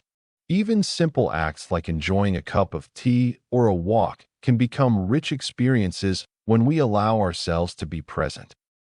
Chapter 4: What Modern Psychology Says About Detachment. I still remember the exact moment when the idea of psychological flexibility landed in my life like a gentle tap on the shoulder. I was tangled up in a mess of my own thoughts, feeling stuck in the idea that the way I reacted to problems was set in stone. I thought being detached meant distancing myself from emotions as if they were bad guests at a party. But as I read more about psychological flexibility, It felt as though someone was handing me a new pair of glasses, ones that let me see my emotions and thoughts in a completely different way. Instead of pushing them away or trying to control them, flexibility invited me to notice them with curiosity and kindness. It wasn't about shutting feelings down. It was about choosing how to respond instead of reacting on autopilot. Before this, detachment to me was like a shield meant to block out pain, but what I learned changed that idea entirely. Psychological flexibility showed me that being detached isn't about escaping feelings, but about being present with them without getting swept away. It's like standing on the shore watching the waves roll in and out rather than being tossed around by the ocean itself. Suddenly, I saw that rigidity in my mindset was causing most of my stress and unhappiness. That moment was a gentle awakening. It wasn't about controlling everything, but about learning to flow with whatever life brought, even when it felt messy or uncomfortable. The real aha moment came a few weeks later during what felt like a chaotic day. Everything seemed to be going wrong. Somewhat typical, right? Normally, my mind would spin in all directions, screaming at me to fix it all, control every little thing, or at least feel frustrated and overwhelmed. But this time I paused. I remembered what psychological flexibility had taught me and decided to try something different. Instead of diving headfirst into stress or pushing the feelings away, I gave myself permission to feel the discomfort fully and then step back, like watching myself from the outside. It was as if, for a few minutes, I wasn't a hostage to my thoughts and emotions, but an observer who could choose whether to react or just be with what was happening. That quiet space between feeling and reaction changed everything. I could feel the tension loosening, not because the problems disappeared, but because my mind wasn't stuck rigidly in panic and resistance. It was like suddenly realizing I had been gripping the steering wheel too tightly during a bumpy drive. When I relaxed my hold and focused on the road instead of the bumps, I found a sense of calm I hadn't expected. This experience taught me that flexibility isn't about being soft or passive. It's a powerful practice of allowing life in all its messiness while still choosing my path. This has helped me keep peace even when the chaos around me didn't settle down, and it's a practice I come back to whenever I feel overwhelmed. One simple way I keep this alive is by reminding myself there's always a moment where I can breathe and choose. When you catch yourself slipping into rigid thoughts or emotions, try naming what you're feeling without judgment. It helps create that tiny gap where flexibility begins. It's a small trick, but surprisingly effective at shifting the whole energy of your day. Just remember, flexibility isn't about never feeling stuck or uncomfortable.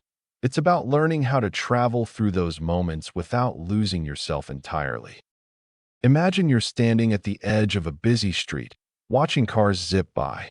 You notice the noise and movement, but you don't try to stop or control the traffic. Instead, you just observe it, taking everything in without holding on too tightly. That's similar to what acceptance and commitment therapy, ACT, encourages us to do with our thoughts and feelings.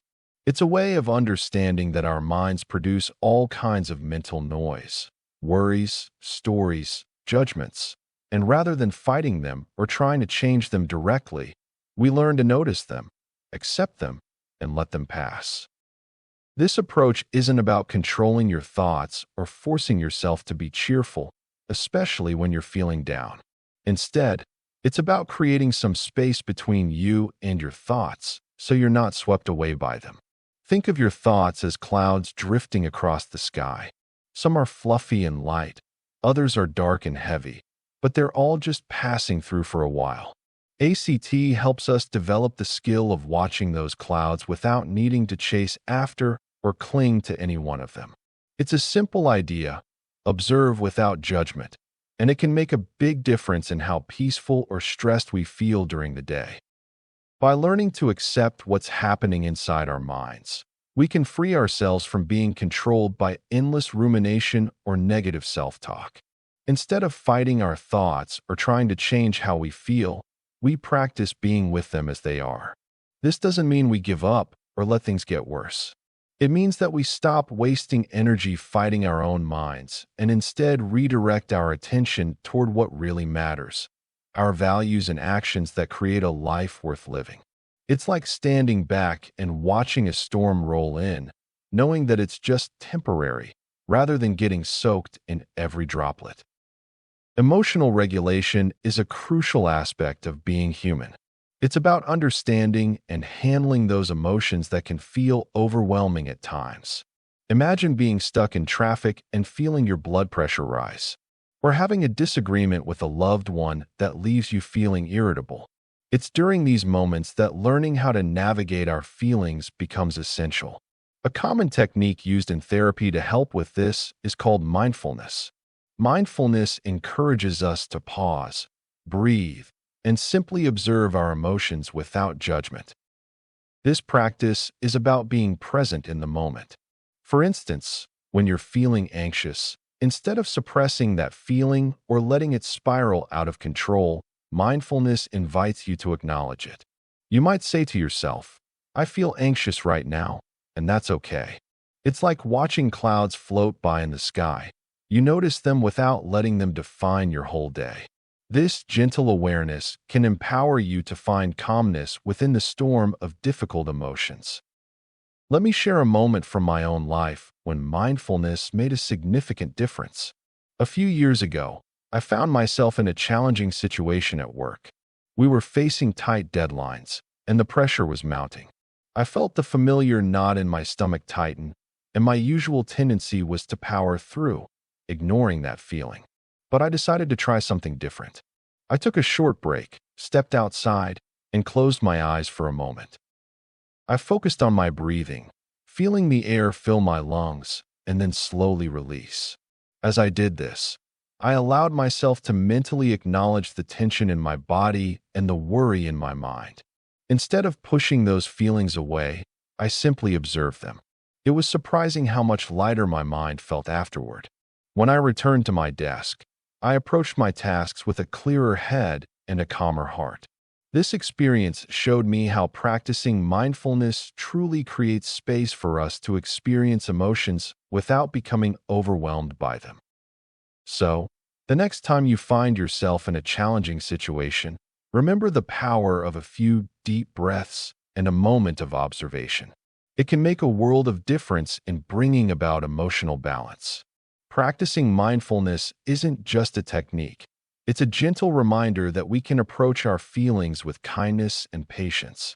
Give yourself permission to feel, breathe, and simply be, and you'll start noticing that those tough moments can gradually become a bit easier to handle. Detachment often gets a bad rap, like it means shutting off your feelings or ignoring what's going on around you. But modern psychology shows it's more like stepping back from the storm rather than jumping into it. When emotions build up, especially stress or anxiety, clinging too tightly to every thought or feeling can feel overwhelming. Detachment gives you permission to pause and observe without getting swept away. It's not about being cold or uncaring. It's more like watching the waves come and go instead of getting tossed around by each one. Think of it as giving your mind a break. When you practice detachment healthily, you create space between yourself and the noise swirling inside. This space can bring clarity and calm because you're less caught up in reacting moment to moment. Psychologists compare this to mindfulness or emotional regulation techniques, where noticing thoughts and feelings without judgment helps reduce their intensity. When stress hits, instead of spiraling into frustration or panic, you can acknowledge those feelings and then gently let them drift away, like watching clouds float across the sky. It's a skill anyone can build, and it tends to lower stress hormones and improve focus and emotional well-being over time. It's easy to confuse detachment with avoidance or numbness, but the key difference lies in awareness. Healthy detachment means being present and aware while choosing not to get tangled in every emotional tug-of-war. It doesn't mean you stop caring about things or people. It means you learn how to care without losing yourself. This approach helps handle difficult moments more gracefully and recover from emotional setbacks faster. Here's a simple exercise you can try right now that brings this healthy detachment to life. First, find a quiet spot where you won't be disturbed for a few minutes. Sit comfortably and close your eyes if that feels okay. Begin by paying attention to your breath. Notice how it enters and leaves your body without trying to change it. You might find your mind wandering to worries or to-do lists, and that's perfectly normal. When it does, imagine those thoughts as leaves floating down a gentle stream. Instead of grabbing them, just watch them flow past, one after another. Let your attention rest with the breath and the imagined stream of thoughts flowing away. If a thought or feeling feels strong, don't fight it. Simply observe it and silently say to yourself something like, "This is just a passing feeling," or "This thought will come and go." This little reminder helps create that space we talked about earlier, the space where you're not trapped inside stress, but watching it from a safe distance. Spend a few minutes like this, allowing your mind to settle while staying present. This exercise is powerful because it's easy to do anytime you notice tension creeping in. Whether you're stuck in traffic, waiting in line, or having a tough conversation, this kind of mental stepping back can help you respond more calmly instead of reacting impulsively. Practicing this regularly rewires your brain to handle stress with less overwhelm. It's like giving yourself a mini vacation from emotional chaos. Plus, it only takes a few minutes, making it totally doable even on your busiest days. Many ancient philosophies and teachings emphasize the importance of detachment, the ability to step back from emotional reactions and observe our thoughts and feelings with a calm mind.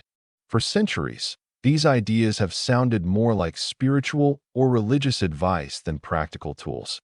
But in recent decades, science has started to catch up, offering evidence that supports these timeless concepts. Modern research shows that practices similar to ancient detachment techniques can actually change how our brains function, making these age-old ideas more understandable and believable. By grounding these ideas in science, we can see them not just as vague beliefs, but as proven methods worth trying.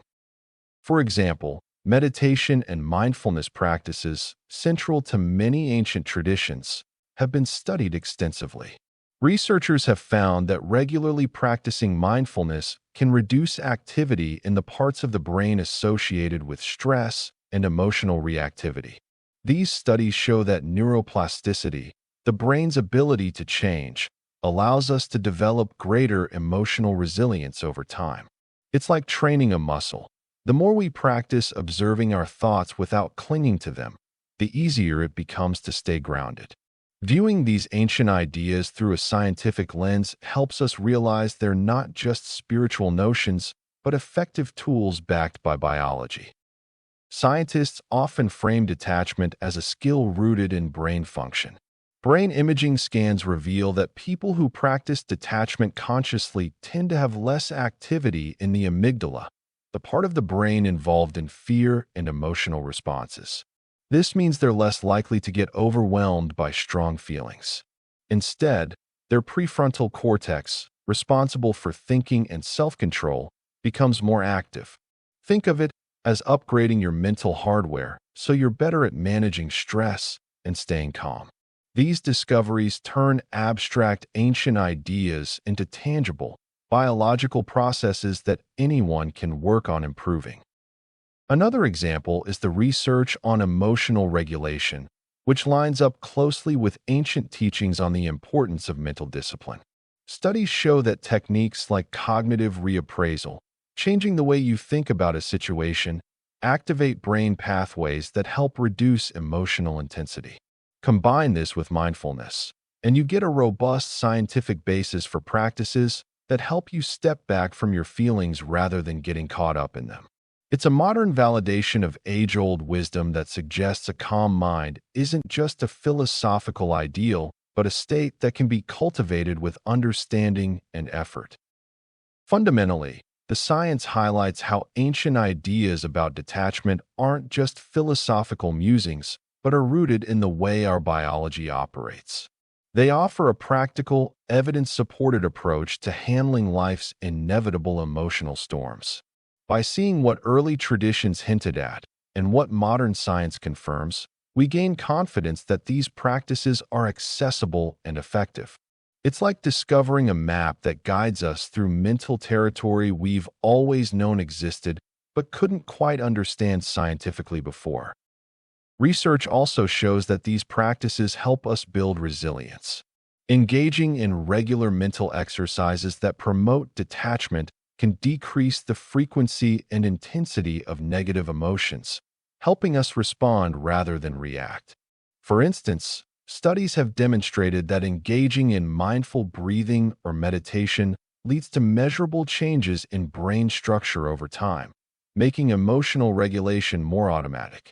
This scientific evidence proves what many ancient teachings claimed. The mind can be trained, just like the body, to become more tranquil and balanced. Understanding that ancient ideas about mental detachment are rooted in biological processes makes them more approachable. Once we see that these ways of thinking align with how our brains naturally work, it becomes easier to adopt them without skepticism. Think of it as turning a spiritual concept into a practical skill supported by science.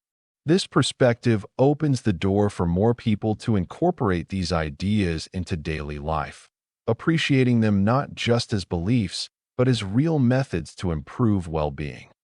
So, if you're curious about making these old ideas work for you, remember that science confirms their foundation. With practice, you're engaging your brain in ways that can promote calmness, patience, and clarity. The next time you struggle with stress or emotional upheaval, consider how a simple breathing exercise or brief mindful pause can be backed by neurological evidence. It's like a shortcut to a calmer, more stable mind, built on knowledge that bridges the past and present. Chapter 5.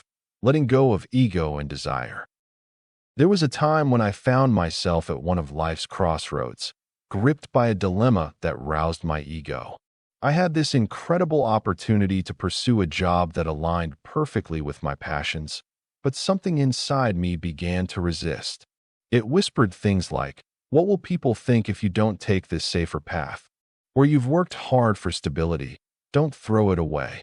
In that moment, my desires wrestled with fear, and my ego flexed its muscles, reminding me of all the reasons I should stay within my comfort zone.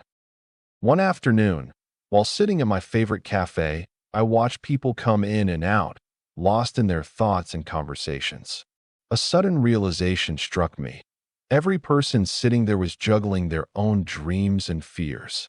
I took a moment to reflect on my cravings for security and acceptance that were overpowering my excitement for a new adventure.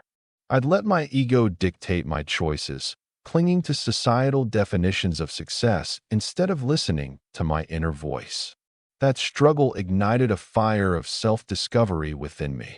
How liberating would it be to let go of what others expected and embrace what truly mattered to me? As I began to peel away layers of my ego, a wave of surprising peace washed over me. I decided to give myself permission to pursue my heart's desire, to prioritize fulfillment over fear. The more I practiced this mindset, the clearer my vision became. In those moments of uncertainty, instead of succumbing to anxiety, I found myself taking time to breathe, reflect, and ask, "What do I really want?" It was a simple yet powerful question that shifted my focus from external validation to internal authenticity. In embracing this clarity, even my daily routines began to shift. I started savoring simple pleasures again, whether it was a quiet morning with coffee or a stroll through the park. Letting go of ego's tight grip opened the door to deeper connections with others. Conversations became richer, laughter felt more genuine, and I found myself appreciating every little moment. The cravings that once felt unbearable began to dissolve in the face of authentic experiences. In those transformative days, I learned that true freedom is found not in what we chase, but in what we release. Next time you feel that familiar tug of ego or craving, pause. Ask yourself what you truly desire and crave the authenticity of that answer. Letting go can lead to unexpected joy. Picture yourself driving on a quiet road, eyes focused on the path stretching out before you. Now, imagine there's someone sitting in the back seat, a passenger who never stops talking. This passenger is your ego. It pipes up with constant chatter, opinions, worries, and judgments, often pulling your attention away from the smooth ride to the destination you want to reach. Sometimes, it sounds like a know-it-all, full of demands and complaints. Other times, it whines about what could go wrong or compares your progress to others, making you second-guess your choices. Think of moments when you've been caught up in that internal noise, maybe before a presentation, a tough decision, or even a simple conversation. The ego's voice can feel like a buzzing fly, impossible to ignore. It talks about what people think of you, the mistakes you made in the past, or the things you should be doing differently. The tricky part is that this passenger feels so close and familiar, you might mistake its opinions for your true self. Yet, this constant chatter creates a kind of distraction, pulling you away from the calm and clarity needed to steer your life confidently forward. It's tempting to try and silence that noisy passenger by force, shouting back, telling it to shut up, or trying to ignore it. But that rarely works. The ego is persistent. It doesn't just disappear when you yell louder. Instead, the key lies in learning how to acknowledge its voice without letting it drive the car. Think of it like a gentle request to the backseat chatterbox. Could you please lower your voice while I focus on the road ahead? This isn't about pushing away your thoughts or emotions, but rather about noticing them and choosing not to react impulsively. When you practice sitting with that internal noise, allowing it to be there without engaging, you start to create space between your thoughts and your actions. This space is where calm and clarity begin to surface. It's as if the chatter dulls to a background hum, giving you room to listen to your deeper, quieter wisdom. You might find that your true guiding voice isn't one yelling for attention, but a steady, gentle presence that encourages you to stay grounded and focused. Persuading this passenger to quiet down takes time and patience. It's like learning to tune out distracting sounds during a long drive, not by blocking them out violently, but by shifting your attention calmly back to the road. Sometimes, it helps to take a few deep breaths or pause for a moment before making decisions. Other times, writing down the ego's worries can transform loud complaints into manageable notes, reducing their power over you. One small habit that can help is simply talking kindly to your ego, almost like you would calm a restless child. Recognize its fears and frustrations without feeding into them. For example, when the ego whispers doubts about your abilities, you might respond, "I hear you, but I don't need to believe everything you say." Over time, this compassionate approach builds a healthier relationship with your inner voice, making the journey of life feel lighter and less chaotic. Imagine trying to carry a heavy backpack filled with worries, opinions, and things you can't change. It's exhausting and often pointless. Stoics teach us that a big part of life's peace comes from knowledge about what we can and cannot control. They see humility as recognizing our limitations, like a gardener knowing which plants they can tend and which are beyond their reach. When we accept that some things are just outside our power, it softens our pride and reduces unnecessary suffering. This mindset invites us to focus our energy on our reactions, choices, and attitude rather than obsessing over outcomes that are beyond us. It's like realizing you can't control the weather, but you can decide whether to get soaked or stay dry. The more we understand this, the easier it becomes to be humble, aware of our strengths and weaknesses without arrogance or despair. Humility, from the Stoic point of view, isn't about lowering ourselves, but about having honest insight into our place in the universe. It's about accepting that we're not the center of everything and that sometimes we just have to accept what life throws our way. When we grasp that our control is limited, we stop pretending to be all-powerful. Instead, we become more resilient, learning to navigate life with a sense of calm because we aren't fighting battles that aren't ours to win. A simple example can be seen in dealing with criticism. Rather than reacting defensively, a humble person recognizes that their worth isn't tied entirely to others' opinions. This realization can make us more patient, more willing to listen, and less likely to fall into the trap of saying, "I must control everything," or "I am nothing." It's a quiet strength rooted in honesty about ourselves and the world around us. Buddhism encourages watching our mind like a curious observer, noticing how thoughts and feelings rise and fall like waves on the sea.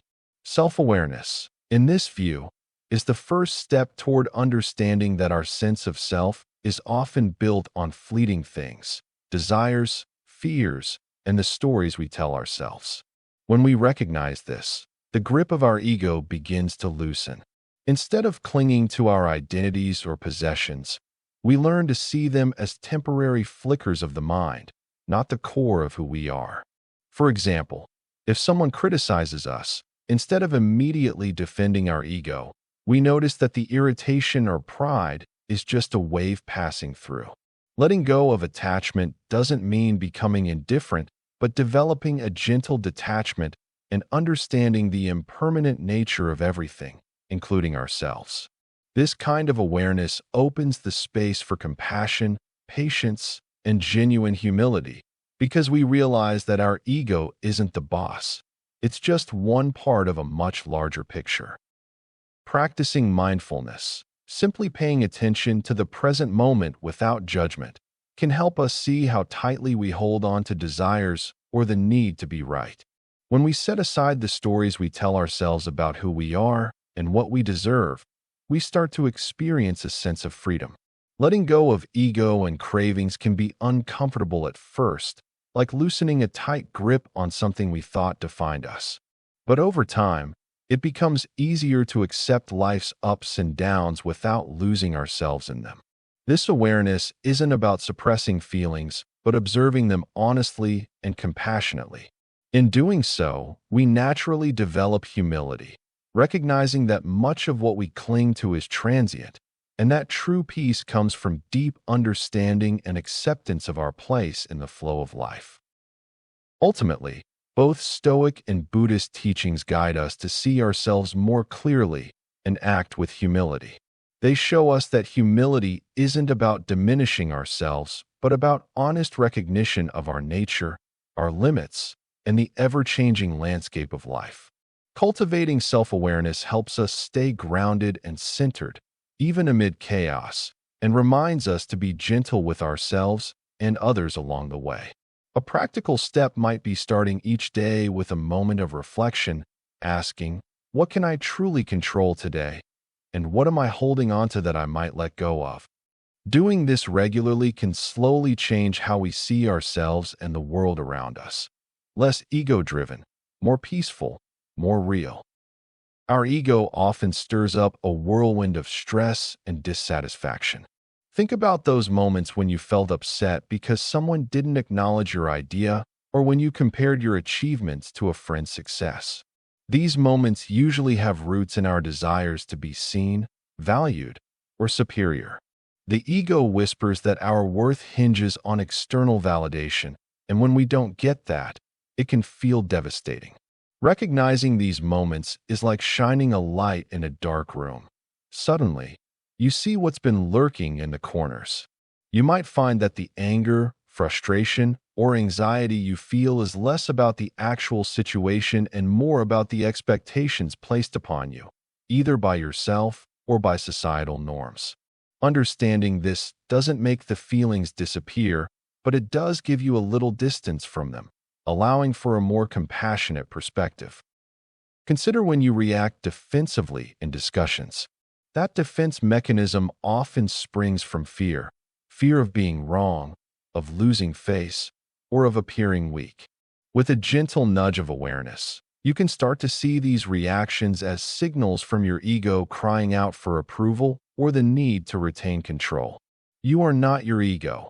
Rather, You can learn to recognize when it's dictating your reactions, leading you down a path of unnecessary stress. This understanding opens the door to those precious moments of clarity where you can choose to respond differently. It's like walking through a fog and suddenly finding clarity in the path ahead, allowing you to navigate situations with more grace. One effective way to cultivate awareness is through journaling. It's an excellent tool for recognizing those ego-driven thoughts that pop up, often uninvited. Start by setting aside a few quiet moments each day. Grab a notebook or open a digital document, whatever feels more comfortable. Write down any significant interactions, thoughts, or feelings from your day. It doesn't need to be polished. Just let your thoughts flow like a friendly chat. After you've written, take a moment to review what you've noted. Ask yourself questions like, was there a moment today when I felt defensive? Why? Or did I find myself comparing my situation to someone else's? This practice helps bring awareness to the triggers of your ego and offers insights about why these reactions arise. As you journal, also consider those moments that felt fulfilling or light. When do you feel at peace with yourself? What activities bring you joy without the need for external applause? By contrasting these entries, you will cultivate a richer understanding of when your ego is driving you and when you're acting from a place of authenticity and contentment. Over time, you trust yourself more and understand that being human means accepting both success and failure without letting your ego dictate how you feel about your worth. This gentle, reflective practice can lead to little revelations that guide you toward a more grounded, peaceful existence. Remember, there's no rush. This journey of recognizing the ego is ongoing, and evoking kindness toward yourself is key. The next time you feel that familiar knot of stress or disappointment, pause for a moment. Ask yourself, is this my ego talking? This small question can encourage a significant shift in perspective, leading you to a deeper understanding of who you are beyond those outer expectations. Letting go of ego and desire isn't about turning into some kind of robot who doesn't care about anything. It's more like giving yourself permission to be human, with all the messy feelings and imperfections that come along. When we hold tightly to ego, the part of us that insists we must be right, or better, or in control, we create tension inside. Similarly, desires can sometimes feel like chains, pulling us in directions that don't always lead to peace. Learning to be kind to yourself during this process helps soften that tension. With kindness, you're not forcing change. You're gently guiding yourself toward freedom. Think about it this way. If you had a close friend going through a tough time, you probably wouldn't tell them they're too sensitive or weak. Instead, you might offer patience, understanding, maybe even a little humor to help them keep going. When you work on releasing ego and desires, you need that same kind of friend inside you, the voice that says, it's okay to struggle, and it's okay to take breaks. Self-kindness turns what can feel like a harsh internal battle into a compassionate conversation. The journey doesn't have to be a battle, and your own heart can become your greatest ally. Scientific studies actually back this up. When people practice self-kindness, their brains show less stress and more emotional resilience. So it's not just a feel-good idea. There's a real physical benefit to being gentle with yourself. Embracing self-kindness helps you move away from feeling like you need to fix or punish yourself when things get tough. Instead, you begin to understand that growth often comes through patience and acceptance, not judgment. This calmer approach is what makes shedding ego and desire sustainable and peaceful rather than exhausting and frustrating. In fact, ego often thrives on harshness, both from others and ourselves. It delights in pointing out mistakes or weaknesses because it believes that's how it keeps control. Self-kindness quietly strips away that control by showing that you are lovable and worthy, even when things aren't perfect. Desires, too, can lose their grip when they aren't fed by self-criticism or discomfort. As you practice kindness, You create space between yourself and the urge to cling to old patterns, making it easier to let them go without feeling like you are losing something vital. One of the easiest ways to start being kinder to yourself is to simply notice your inner voice. What does it say when things don't go your way or when you feel stuck? If it sounds more like a drill sergeant than a friend, try gently changing the tune. Instead of beating yourself up for a mistake, say something like, "I'm doing the best I can right now." It sounds simple, and it may even feel awkward at first, but over time, this small shift can make a big difference. Try imagining what you would say to someone you truly care about, and then say those words to yourself. Another practical habit is to give yourself permission to feel your emotions without rushing to fix them. If you're feeling frustrated or sad, it's okay to sit with those feelings. You might pause, take a few deep breaths, and say, "It's okay to feel this way." This kind of patience creates a cushion of safety inside, making whatever you're experiencing easier to bear. You don't have to have an answer immediately, or even ever. Sometimes just allowing yourself to be present with your feelings is a powerful act of self-kindness. It can also help to treat your body with kindness during this transition. When you're trying to let go of ego and desire, your mind may race or get stuck in a loop of negative thoughts. Doing something simple like gentle stretching, going for a slow walk, or even just drinking a cup of tea with full attention can help calm your nervous system. These small moments of care remind your body and mind that you are worthy of kindness. Think of it like watering a plant. Consistent little acts of nurturing help growth happen naturally. Sometimes we feel like being kind means lowering standards or giving ourselves an excuse to avoid growth. But real self-compassion isn't about avoiding challenge. It's about supporting yourself through it. Imagine you're learning to ride a bike. You're going to wobble and maybe fall, but if you're too hard on yourself every time, you might give up. If instead you cheer yourself on and get back up, learning feels less intimidating and more doable. The same goes for this process. Kindness gives you strength, not a free pass. One final tip: when you notice ego or desire creeping up, try visualizing them differently. Maybe they look like a wild horse you're trying to control or a child demanding attention. Instead of fighting or running away, you can gently acknowledge their presence and say, "Thanks for showing up, but I've got this." This little act of tenderness helps break the cycle of struggle and resistance, opening the door to kindness and acceptance. It's a small but powerful way to remind yourself that you're on your side, no matter what. Chapter 6: Building Resilience Through Acceptance. Imagine someone named Sarah who always thought her life was set on a predictable path. She had a steady job, loving family, and simple routines that brought her comfort. Then suddenly, everything changed. Her father, who she relied on for advice and support, passed away unexpectedly. The day she received the call, her world felt like it was tilting off its axis.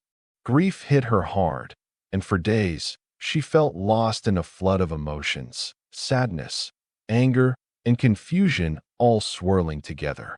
Yet, amid the pain, there was a tiny voice inside reminding her to accept what she could not change. Over time, she learned to sit with her emotions instead of fighting them.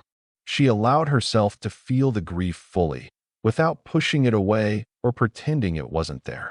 Slowly, acceptance began to creep in, not as a sign of forgetting, but as a way to find peace within the chaos. This acceptance didn't mean Sarah stopped missing her father or that her pain suddenly vanished. It meant she saw her grief as a natural part of life's ebb and flow. One day, after several months, she noticed that her thoughts weren't as dominated by sorrow. Instead, she could remember her dad with warmth rather than only with sadness. She realized that by accepting her loss, she was no longer at war with her feelings. She was simply observing them, like watching clouds drift across the sky. When she stopped resisting what had happened, a strange calm settled in her heart. It was as if surrendering to reality had opened a small door to inner peace she hadn't known before. Her story became one of learning that acceptance isn't about forgetting or giving up, but about making space for life's many emotions with kindness and patience.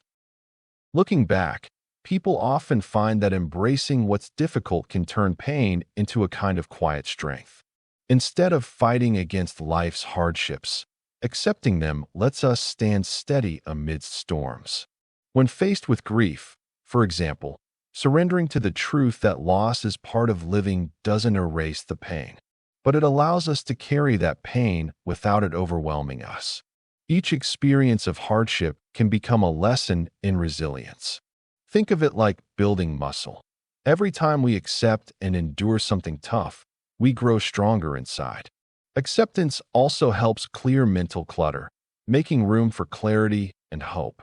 It's no magic trick, but a practice that strengthens over time, helping us see obstacles as challenges to learn from, rather than dead ends. When we accept life's ups and downs, we often discover we already have the inner resources to face whatever comes, finding new ways to move forward with courage. Sometimes, acceptance requires small acts, a pause to breathe, a moment to sit with ourselves, or conversations that acknowledge pain rather than avoiding it. These small steps can make a big difference. For example, naming feelings like I am angry or I feel overwhelmed creates space for acceptance. It's not about telling ourselves everything is fine, but rather about welcoming what is. That openness can turn a difficult time into an opportunity for growth and deeper self-understanding. If you find yourself struggling with something painful, try shifting your focus from fighting against it to observing it gently. Notice your thoughts, feelings, and bodily sensations without judgment. This simple shift can alter how you experience hardship, transforming it from a burden into a bridge toward resilience and peace. Sometimes, just knowing that acceptance is not passive resignation, but active engagement, can encourage you to take the first small step forward. When Sarah's car broke down in the middle of a busy intersection one rainy Thursday morning, she felt a wave of panic wash over her. The honking horns and frustrated glances from other drivers swirled around her, creating a chaotic backdrop. For a moment, she envisioned the worst: missing an important meeting, letting down her team, and heading into a downward spiral of stress. But then, a gentle thought crept in. What if she embraced this moment instead of drowning in anxiety? Drawing on her understanding of Stoic courage, Sarah took a deep breath, grounding herself in the present. She remembered that all she could control was her reaction. With calm resolve, she calmly signaled for help. Each passing car became a reminder that life often throws unforeseen obstacles our way. Rather than avoiding discomfort, she decided to accept the situation for what it was, a minor setback in the grand scheme of things. Moments later, a Good Samaritan pulled over, and within minutes, the tow truck arrived. This little crisis transformed into an unexpected lesson in resilience, showing her that the ability to remain composed in the face of adversity is both a strength and a choice. Jordan stood at the edge of the loud, crowded festival. The music blasted, people danced wildly, and kids screamed with delight. It was all dizzying, a whirlwind of excitement and noise. But beneath it all, Jordan discovered a serene center. Adopting a mindful approach, he recalled a lesson in Buddhist equanimity, finding peace in chaos. As he closed his eyes for a brief moment, he focused on his breath, allowing the sounds around him to blend into a soft hum. In his mind, he pictured himself as a calm lake, undisturbed by the splashes of life. This practice filled him with a gentle serenity, enabling him to engage with the festivities without feeling overwhelmed. When someone bumped into him while dancing, instead of reacting with irritation, he simply smiled and offered a cheerful hello. Each interaction turned delightful rather than disruptive. This conscious shift brought a warmth to that messy gathering, proving that true calmness isn't about escaping life's storm, but embracing it gracefully. Jordan realized that cultivating equanimity allows us to appreciate the joy hiding within life's chaos. Both Sarah and Jordan faced demanding situations, yet their responses were rooted in deep philosophical understandings. Stoic courage and Buddhist equanimity share common ground, teaching us that life can be unpredictable. The next time you find yourself navigating through challenges, pause, take a breath, and ask yourself how you can embrace the moment. Allow acceptance to flow through you, and let gentle calmness be your guide. By adopting these mindsets, you can transform setbacks into opportunities for growth and learn to find tranquility amidst the storm. When things spiral beyond our control, the first instinct is often to push back, to resist what's happening, to fight the uncertainty. But resistance is like trying to hold water in your hands. The tighter you squeeze, the more it slips away. Instead, imagine turning that struggle into a soft surrender. Acceptance doesn't mean giving up or liking everything that happens. It means meeting reality without needless struggle. Think of it as folding into a chair instead of standing stiff against a storm. You don't have to like the rain, but learning to sit comfortably with it makes the experience less draining. One gentle way to start is by pausing and simply noticing your feelings without judgment. If frustration bubbles up, give it space to exist rather than shoving it aside or lashing out. Acceptance grows when you stop telling yourself you should feel different. It's okay to admit, "This is hard," or "I'm struggling with not knowing." These honest moments act like little cracks in a dam, letting pressure release instead of building into a flood. Over time, this openness creates room for peace, even when life's soundtrack is unpredictability on repeat. Sometimes, it helps to remind yourself that life is naturally messy, and expecting perfect control is setting yourself up for disappointment. Imagine life as a river. You can't command every bend or rapid, but you can learn to float with the current. Resistance takes energy, acceptance conserves it. When you catch yourself resisting, try gently asking, "What would happen if I just let go for a moment?" That question is less about giving up and more about creating space for something new, calm in the chaos. Acceptance blossoms in small, ordinary moments when you least expect it. It's not about immediate transformation, but a gradual change in how you meet your day. For example, you might start by noticing routines you usually take for granted: breathing, washing your hands, sipping a cup of tea, and letting yourself be completely there. It sounds simple because it is. Grounding yourself in the present moment is an incredible way to ease the grip of overwhelming thoughts about what's out of control.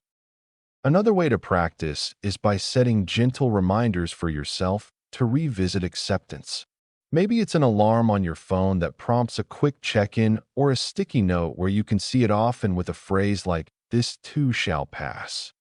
These little touches aren't about perfection, they're kindness nudges.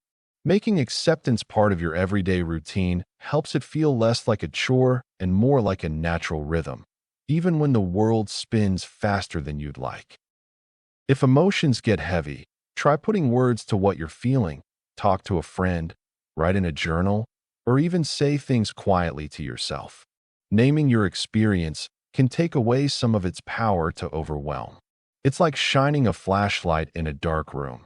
Suddenly, what scared you isn't so scary because you've given it shape and context.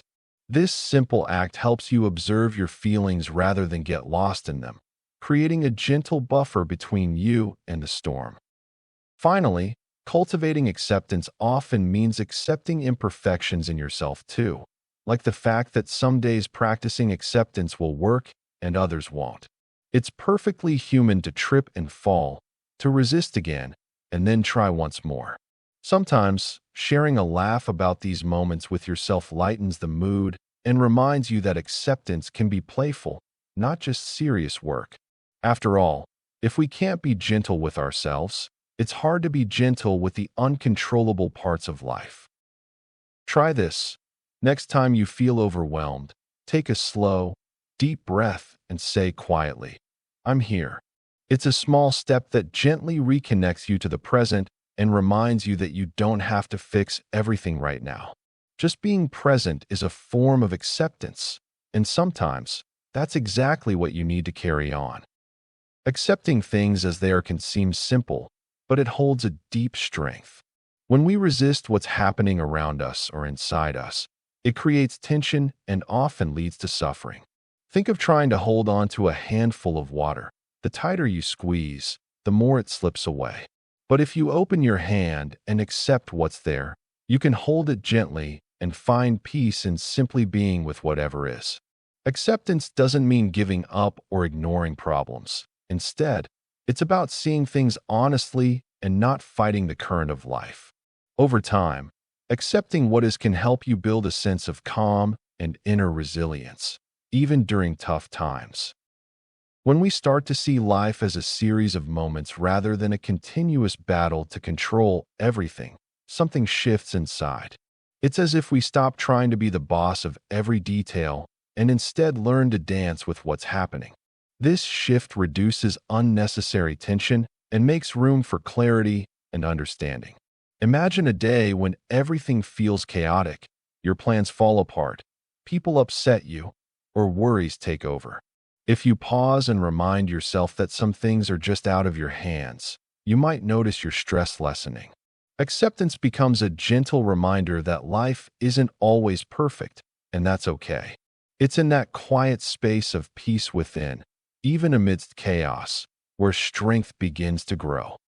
To support this process, a straightforward mantra can be a helpful anchor. Something like, "This too shall pass," or "It is what it is," can serve as gentle reminders. When life feels overwhelming, silently repeating a phrase like these gives your mind a moment to step out of reactive mode and settle into acceptance. You might say it in your head when faced with a difficult situation, or whisper it to yourself in moments of uncertainty. Over time, these words become a familiar refuge, helping you stay grounded and calm. The key is consistency, using your chosen phrase regularly, especially during small daily disruptions, makes it easier to rely on during bigger storms. This simple practice can gradually shift your habits from fighting against life to flowing with it. Imagine you're stuck in traffic and frustration starts to build. Instead of getting upset, take a deep breath and silently repeat your mantra. Perhaps "It is what it is." This gentle reminder can soften your irritation and help you accept the situation temporarily. By doing this, you're not just calming yourself in the moment, but also training your mind to approach difficulties differently. Over time, this kind of practice can make resilience feel more natural, like having a mental toolbox always ready. Because life is full of surprises and twists, having a steadfast, kind phrase to come back to can turn daily frustrations into opportunities for patience and grace. Remember, these words are a gentle whisper of trust in the flow of life, reminding you that even hardships are fleeting and part of a bigger picture. Resilience isn't about being tough all the time. It's about bending and stretching without breaking. Imagine a tree in a storm. It sways and bends, but when the storm passes, it's still standing. That's resilience, a gentle, ongoing process rather than a destination of perfection. When you face difficulties, it's natural to seek immediate answers or quick fixes. But life doesn't always allow for that. Instead, think of resilience as a gradual evolution over time. Just like building muscle, you can't lift the heaviest weights without first starting with lighter ones. Each experience, whether good or challenging, contributes to your overall strength.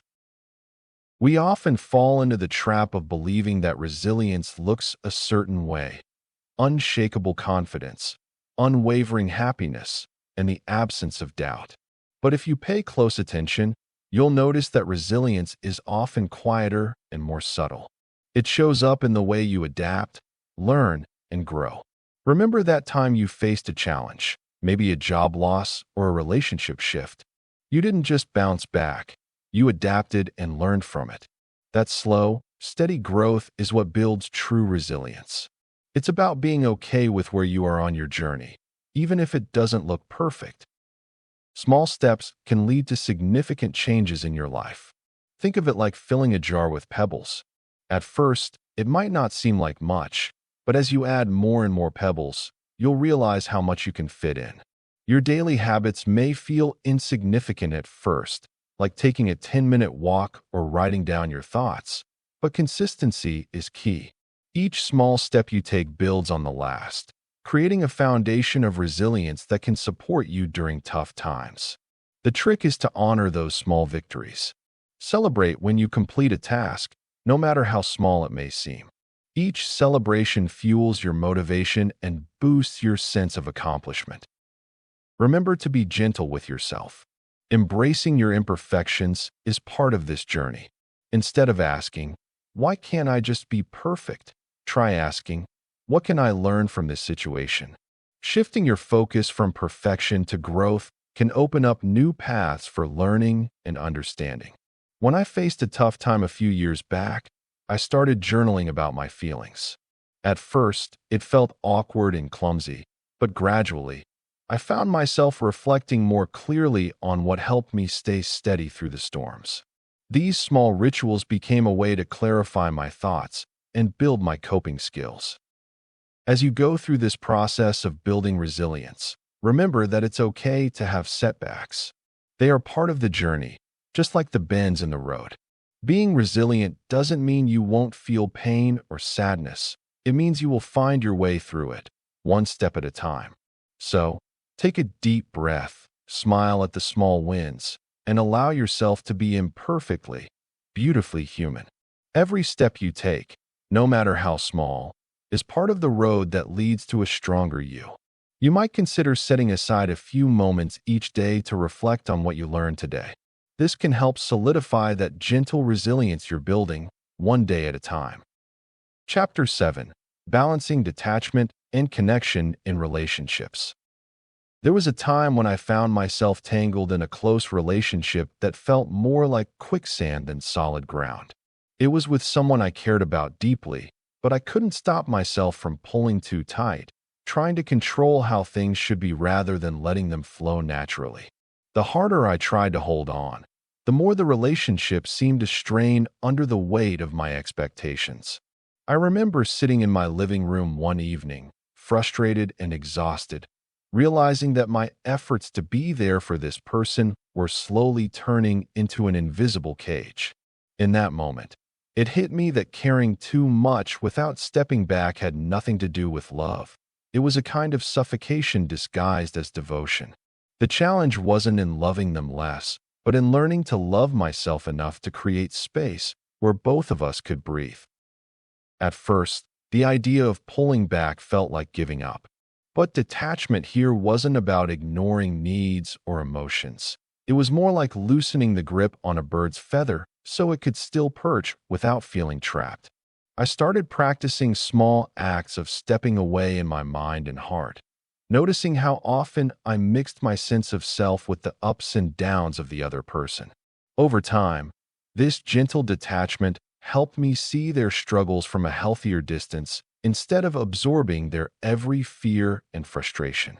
That boundary wasn't a wall, but more of a protective bubble that allowed both of us to exist without overstepping emotional limits.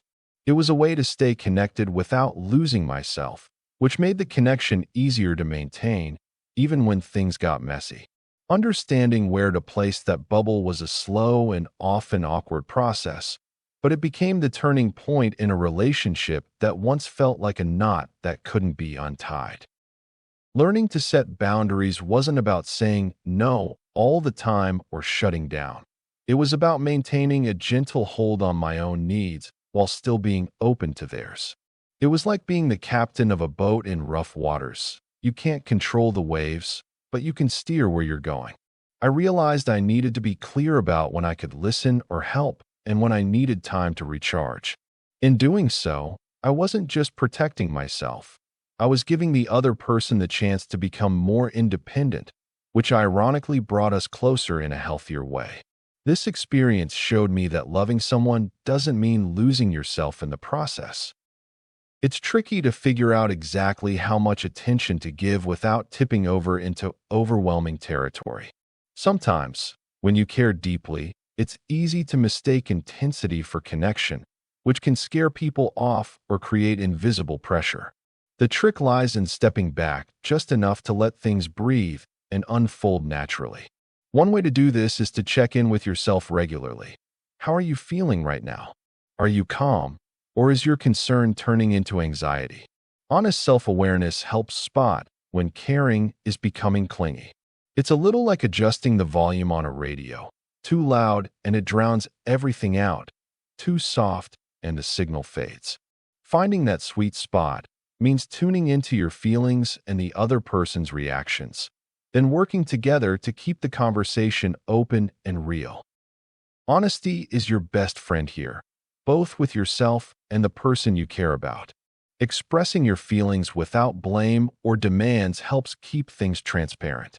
Saying something like, "I want to be there for you, but sometimes I also need a little space to feel okay," can invite understanding without guilt. Sometimes, people need time to sort through their own stuff, and recognizing that doesn't mean you care any less. In fact, giving someone space can be one of the kindest ways to show you care because it respects their process. Building this kind of mutual respect takes patience and practice. It's less about perfect timing and more about the willingness to keep trying without judgment. It's helpful to keep in mind that relationships are constantly changing. What works one day might feel too much or too little the next, so staying flexible is key. Being gentle with yourself when things don't go perfectly can help ease the pressure to get it right. Think of the process like gardening. You can water and tend your plants, but you also have to accept that some days are just cloudy and growth isn't always visible. When you hold space for both yourself and the other person with kindness and honesty, it's easier to find that calm middle ground. The goal isn't perfect balance at all times, but learning to adjust the sails when the winds change. If you ever feel stuck, try this. Pause for a moment and ask yourself what you need right now. Maybe it's a quiet moment alone, a good conversation, or just a deep breath. Then, communicate that need without apology. This simple act can be a quiet practice of self-love that radiates into the relationship. Remember, caring doesn't have to mean holding on tight. Sometimes, it means opening your hands to let love flow naturally both ways. Many people think that being detached means pulling away completely or becoming cold and unfeeling. But that's not quite right. Detachment is really about creating a space where you can stay connected to your feelings while still protecting your peace. It's about knowing what you can handle emotionally and recognizing when to step back without losing your compassion or interest in others. Think of it like holding a fragile glass. You want to keep it safe, but you don't need to clamp your hand around it so tightly that it can't breathe or be handled gently. Setting these boundaries allows you to remain present and caring, just without feeling drained or overwhelmed. Detachment doesn't mean shutting people out or turning into a distant person. Instead, it's about realizing that you don't have to take on everyone's feelings or problems as if they're your own. Sometimes, we get caught up in trying to fix everything or in feeling responsible for how others feel. Detachment helps remind us that we can care deeply, yet still maintain a healthy separation. It's like being a good friend without losing yourself in the process. When we understand this, boundaries become a way to nurture and sustain relationships, not damage them. It's perfectly healthy to want closeness, but also important to respect your own limits so that your kindness doesn't turn into exhaustion. Creating healthy boundaries begins with awareness. Notice when you start feeling overwhelmed, irritated, or like you're constantly giving more than you receive. This is often a sign that your boundary needs a bit of reinforcement. Boundaries are simply your personal rules for how you want to be treated and what you're willing to accept. For example, if a loved one keeps calling late into the night and it's affecting your sleep, you might set a boundary by saying, "I'll be happy to talk tomorrow, but I need to get some rest tonight." It's not about rejecting them. It's about honoring your own needs. These small adjustments help you stay emotionally available while maintaining your own sense of calm and clarity. One simple way to start setting boundaries is to get clear about what feels right for you. Think about your limits. What are the things that leave you feeling drained or anxious? Once you know that, it becomes easier to communicate your needs kindly but firmly. For example, if you're someone who needs quiet evenings to recharge, you can tell friends or family, "I love spending time with you, but I need some space in the evenings to reset." It's not about pushing people away, but about making sure there's room for both your needs and theirs. Setting a boundary like this helps everyone understand and respect each other better, creating a healthier flow of energy between you. Another approach is to practice saying no without guilt. It can be uncomfortable at first, but remember, saying no is a way of saying yes to yourself. If a coworker asks for help when you're already busy, politely say, "I'm sorry, I can't now, but maybe I can help tomorrow." People may initially hesitate, but most will respect your honesty. Over time, this helps you build a stronger sense of yourself and teaches others that your well-being matters just as much as theirs. It's okay to prioritize your peace. Sometimes saying no is the best way to say yes to your own health and happiness. Also, remember that boundaries are flexible and can shift over time. What feels healthy today might need adjusting tomorrow. Pay attention to how you feel after certain interactions. If you notice persistent feelings of resentment or burnout, it might be time to revisit your limits.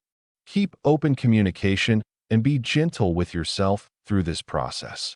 Setting boundaries isn't about being perfect, but about learning to care for yourself while still remaining connected to others. With practice, these boundaries become natural tools to help you stay grounded and genuine in your relationships. Finally, try to separate other people's opinions and reactions from your own sense of worth. Just because someone gets upset doesn't mean you did something wrong. Boundaries give others space to see your needs clearly. When you do this kindly and consistently, it gradually encourages people to respect your limits without taking things personally. Over time, you'll find that setting boundaries becomes less about confrontation and more about honest self-care. Remember, caring for yourself isn't a sign of being selfish. It's the foundation for truly meaningful connections that are healthy and sustainable. A good tip is to keep your boundaries simple and specific. Instead of vague statements like "I'm busy," try saying, "I need some quiet time after work." Clear boundaries make it easier for others to understand and respect your limits. Also, practice being consistent. When you stick to your boundaries, people learn that you value your well-being. This consistency will open space for genuine relationships based on mutual respect and understanding. Detachment, when done well, becomes a gentle act of kindness, both to yourself and to those around you. When you think about compassion and empathy, what comes to mind? For many, it's that warm feeling you get when helping others. It's the shared smile between friends when one shares a moment of vulnerability. Compassion is what connects us as humans. It can be incredibly fulfilling to lend a hand or listen to someone in need. However, this urge to care for others can become overwhelming if we neglect our own needs. Imagine a cup of hot cocoa. When you fill it too high and then add one more spoonful, it spills over. The overflow represents our compassion, but if it exceeds a certain point, we risk losing the warmth and joy it brings us. Balancing compassion with self-care is essential to maintain meaningful connections without depleting ourselves. Developing empathy means understanding another person's feelings and perspective. It can strengthen our relationships, creating bonds that last. But sometimes, feeling deeply can lead our emotional boundaries to blur, leaving us drained. Think of a friend who constantly unloads their troubles on you without asking how you are. It's easy to get caught up in their emotions, but doing so repeatedly can leave us feeling exhausted. Cultivating compassion doesn't mean fully absorbing someone else's pain. It's about being supportive while also taking care of our own emotional health. This balance allows us to stay present for others while preserving our own peace. Remember the old saying, you can't pour from an empty cup. If we want to truly help, we must first take care of ourselves. Setting boundaries is like drawing a line on a map. It helps you define where you end and others begin. Ask yourself, where do I need to set boundaries in my life? It might be saying no to last-minute plans that drain you or limiting time spent with negativity. By establishing these limits, you create space for your own well-being. If saying no feels difficult, think of it this way.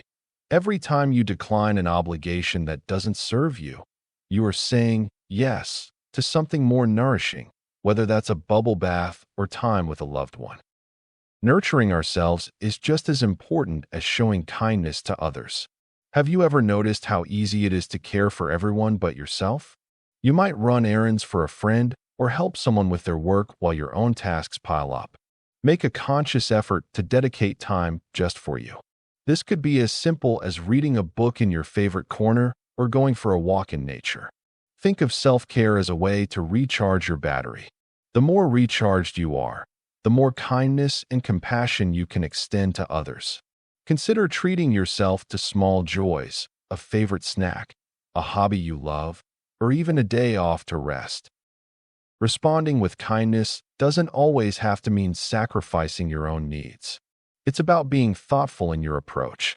Practicing empathy can sometimes involve actively listening and acknowledging someone's feelings without taking on their emotional burdens. Think of having a conversation with a friend who's struggling. Instead of jumping straight into problem-solving mode, you might say, "That sounds really tough. I'm here for you." This shows compassion without overextending yourself. Balancing your feelings with theirs creates an environment of support while maintaining your emotional health.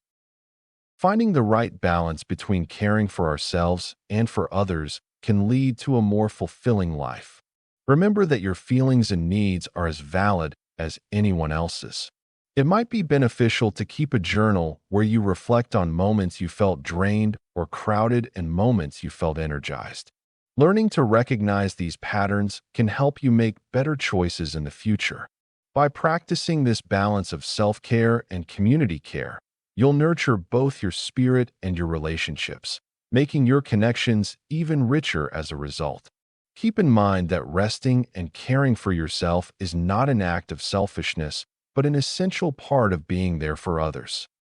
When we think about communication and relationships, ancient philosophies often had a softer, more patient approach that feels surprisingly refreshing today. Imagine sitting down with a friend who's upset, not rushing to fix the problem, but simply being there with calm and curiosity. This patience, often found in traditions like Stoicism or Taoism, encourages us to listen deeply rather than respond quickly. It's like holding a fragile bird, not squeezing too tight, but careful enough so it feels safe. That patience teaches us that sometimes the best response is silence, giving space for thoughts and feelings to surface naturally. Many of these traditions remind us that understanding grows in quiet moments.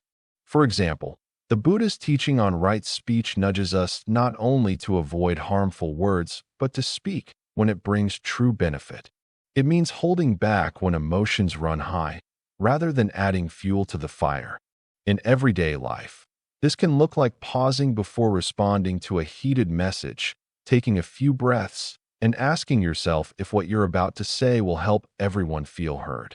This practice builds bridges because it respects the other person's experience, even if you don't immediately agree. It's as if the ancient world knew the power of patience could soothe modern-day misunderstandings. What I find especially comforting is how these ancient ideas encourage kindness without losing honesty. They teach us that gentle communication isn't about avoiding conflict, but approaching it with care and respect. This means choosing words thoughtfully, listening with your full attention, and recognizing that everyone has their own internal story shaping their reactions. Imagine your words as a soft breeze rather than a loud drum. moving the conversation forward without overwhelming anyone. Sometimes, this gentle approach opens up paths to understanding that loud voices or fast replies simply can't reach. Modern psychology adds a helpful layer to these ancient ideas by showing how our brains and emotions work during conversations. For instance, research tells us that when someone feels threatened or unheard, they tend to shut down or get defensive. This means that honesty alone isn't always enough. We need to create safety first. Think about it like this. If you're holding a fragile object, you want to be gentle and steady before taking a closer look. Similarly, beginning a conversation with empathy, even quietly acknowledging how the other person might feel, can soften their defenses and open up room for honest sharing. A useful trick is to use I statements instead of you accusations. Rather than saying, "You never listened to me," saying something like, "I feel upset when I don't feel heard," invites understanding instead of blame. It's a small shift, but one that immediately moves the conversation toward collaboration rather than conflict. Alongside this, pay attention to body language. Nodding, keeping eye contact, or leaning in slightly can say, "I'm here with you" more clearly than many words. When it feels like a real back and forth rather than a debate, conversations tend to unfold with more warmth and less stress. One piece of timeless wisdom that still holds up is the balance between speaking and listening. It's tempting to want to solve a problem by talking more, but often, allowing the other person to express themselves fully first makes all the difference. Practicing this balance also means pausing after someone speaks, giving a moment before you reply. This pause isn't awkward. It shows you're thinking carefully about what was said. As someone once told me, listening is the art of being quiet long enough to hear someone's heart. Bringing that mindset into daily interactions can turn routine chats into meaningful exchanges. Remember that sarcasm, jokes, or dismissive comments might break tension briefly, but they risk hurting trust over time. Aim for kindness, even when you disagree. If you feel your words slipping towards something sharp, it's okay to take a deep breath and soften your tone. Compassion in communication doesn't mean being a pushover. It means holding everyone's feelings with respect, including your own. And at the end of the day, balanced conversations help everyone feel valued, which makes tough subjects easier to tackle in the future. A simple practice to build is called reflective listening. After someone shares their thoughts, try summarizing what you heard before adding your own point. For example, "So you're saying you felt left out when I didn't call back earlier?" This not only shows you're paying attention, but also invites corrections or clarifications, making sure no one leaves feeling misunderstood.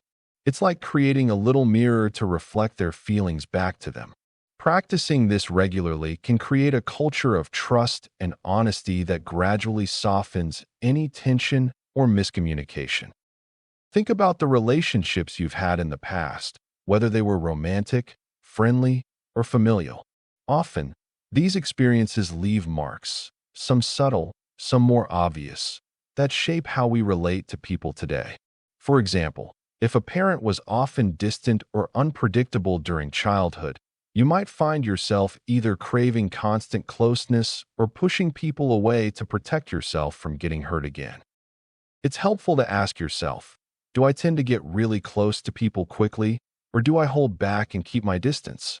Have I ever noticed a pattern of feeling anxious when someone I care about doesn't respond as I expect? Or perhaps I tend to detach when things get emotionally intense. Recognizing these patterns isn't about judging yourself. It's about understanding where they come from. Sometimes, our early experiences become habits that play out without us even realizing it. Reflecting on specific moments can make this clearer. Maybe there was a time when you felt ignored or abandoned. How did that influence how you responded afterward? Did you become more clingy or start to avoid emotional fuss altogether? The key is to see these behaviors as clues, not flaws, because they show what your past has taught you about safety, trust, and independence. In the end, Understanding your history helps you see the roots of your current relationship patterns. It can be eye-opening to realize that certain reactions you consider just who I am actually come from experiences well before today.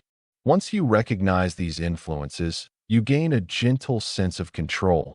You can start choosing different responses, healthier ones, that better serve who you want to be now. Knowing how your past impacts your present isn't about blame, it's about awareness. When you notice a pattern, pause and ask, where might I have learned this before?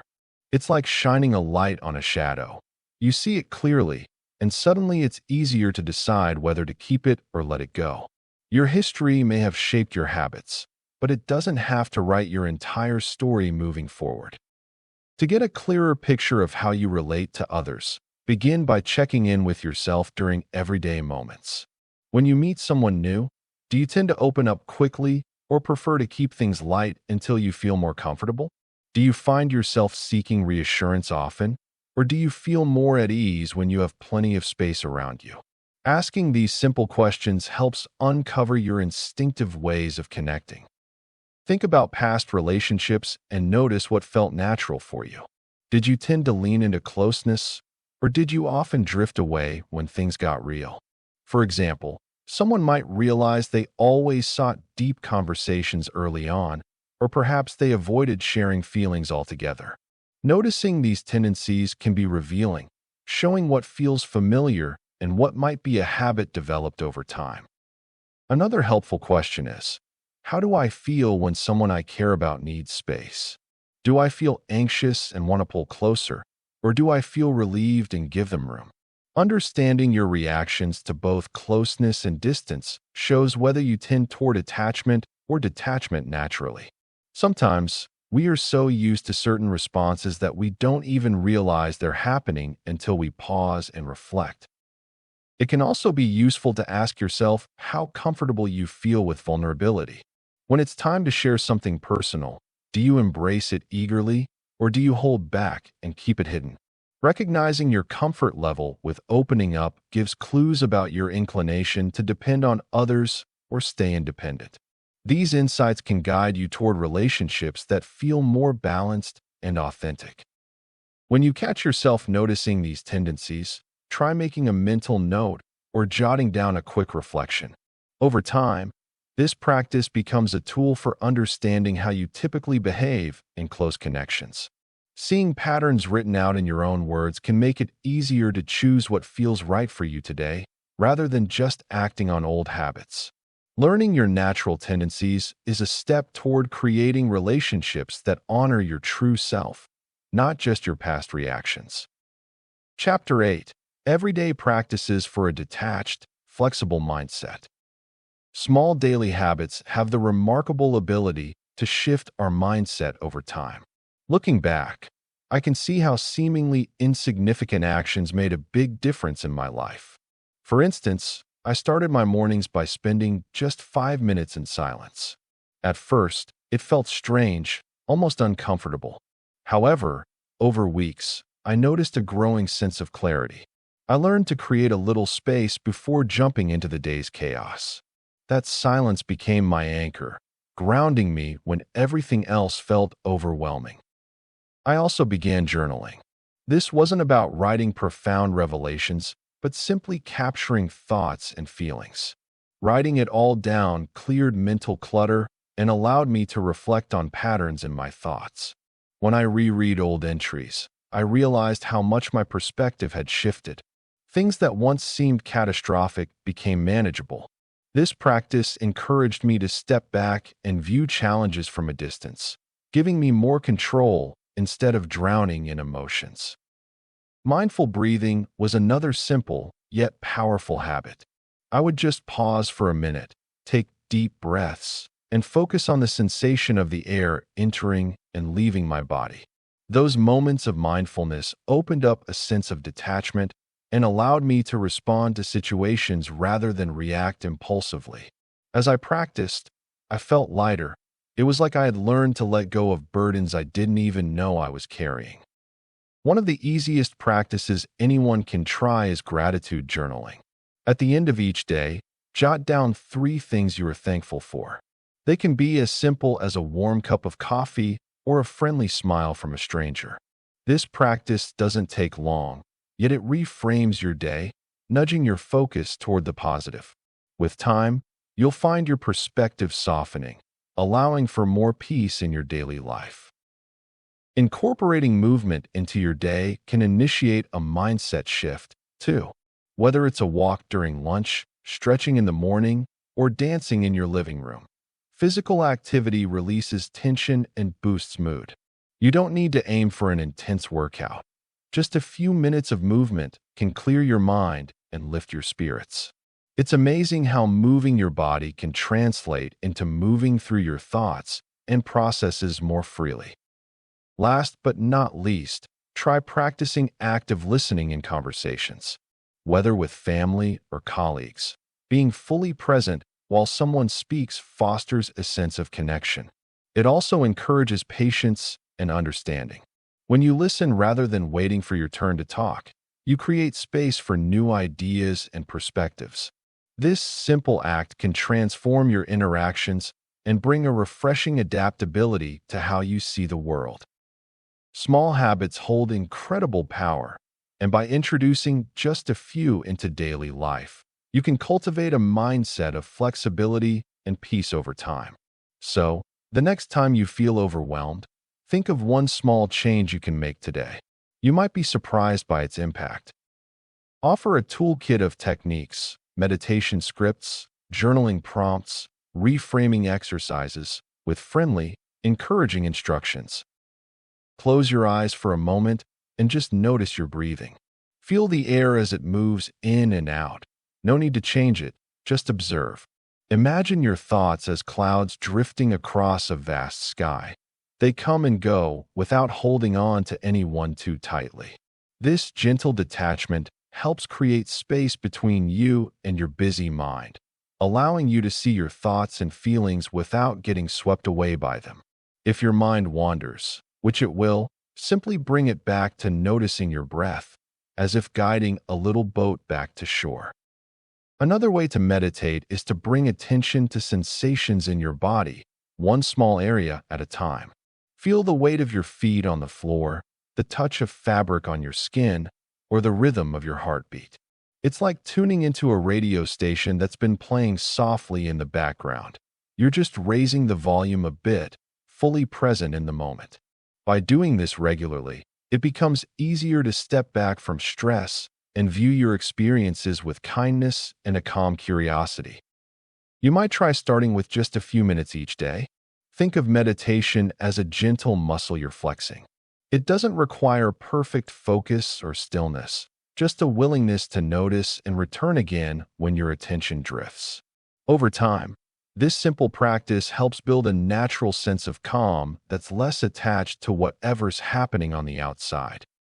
When you put pen to paper, it's like having a heart-to-heart with yourself. Start by asking gentle questions such as, "What is taking up most of my mental energy today?" Or "What am I feeling beneath the surface right now?" Writing these answers down can help you understand what's really going on, instead of staying tangled in swirling thoughts. Sometimes the simple act of naming those feelings can soften their grip and make them easier to handle. If you find yourself stuck on a negative thought, try a small mental flip. For example, if you wrote, "I always mess things up, see what happens when you write. Sometimes I make mistakes, and I learn from them." This isn't about forcing positivity, but about finding a kinder, more balanced way to talk to yourself. It's like shifting the camera angle in a photo. Sometimes a different view reveals new details you couldn't see before. Another prompt to try is reflecting on what you can control versus what you can't.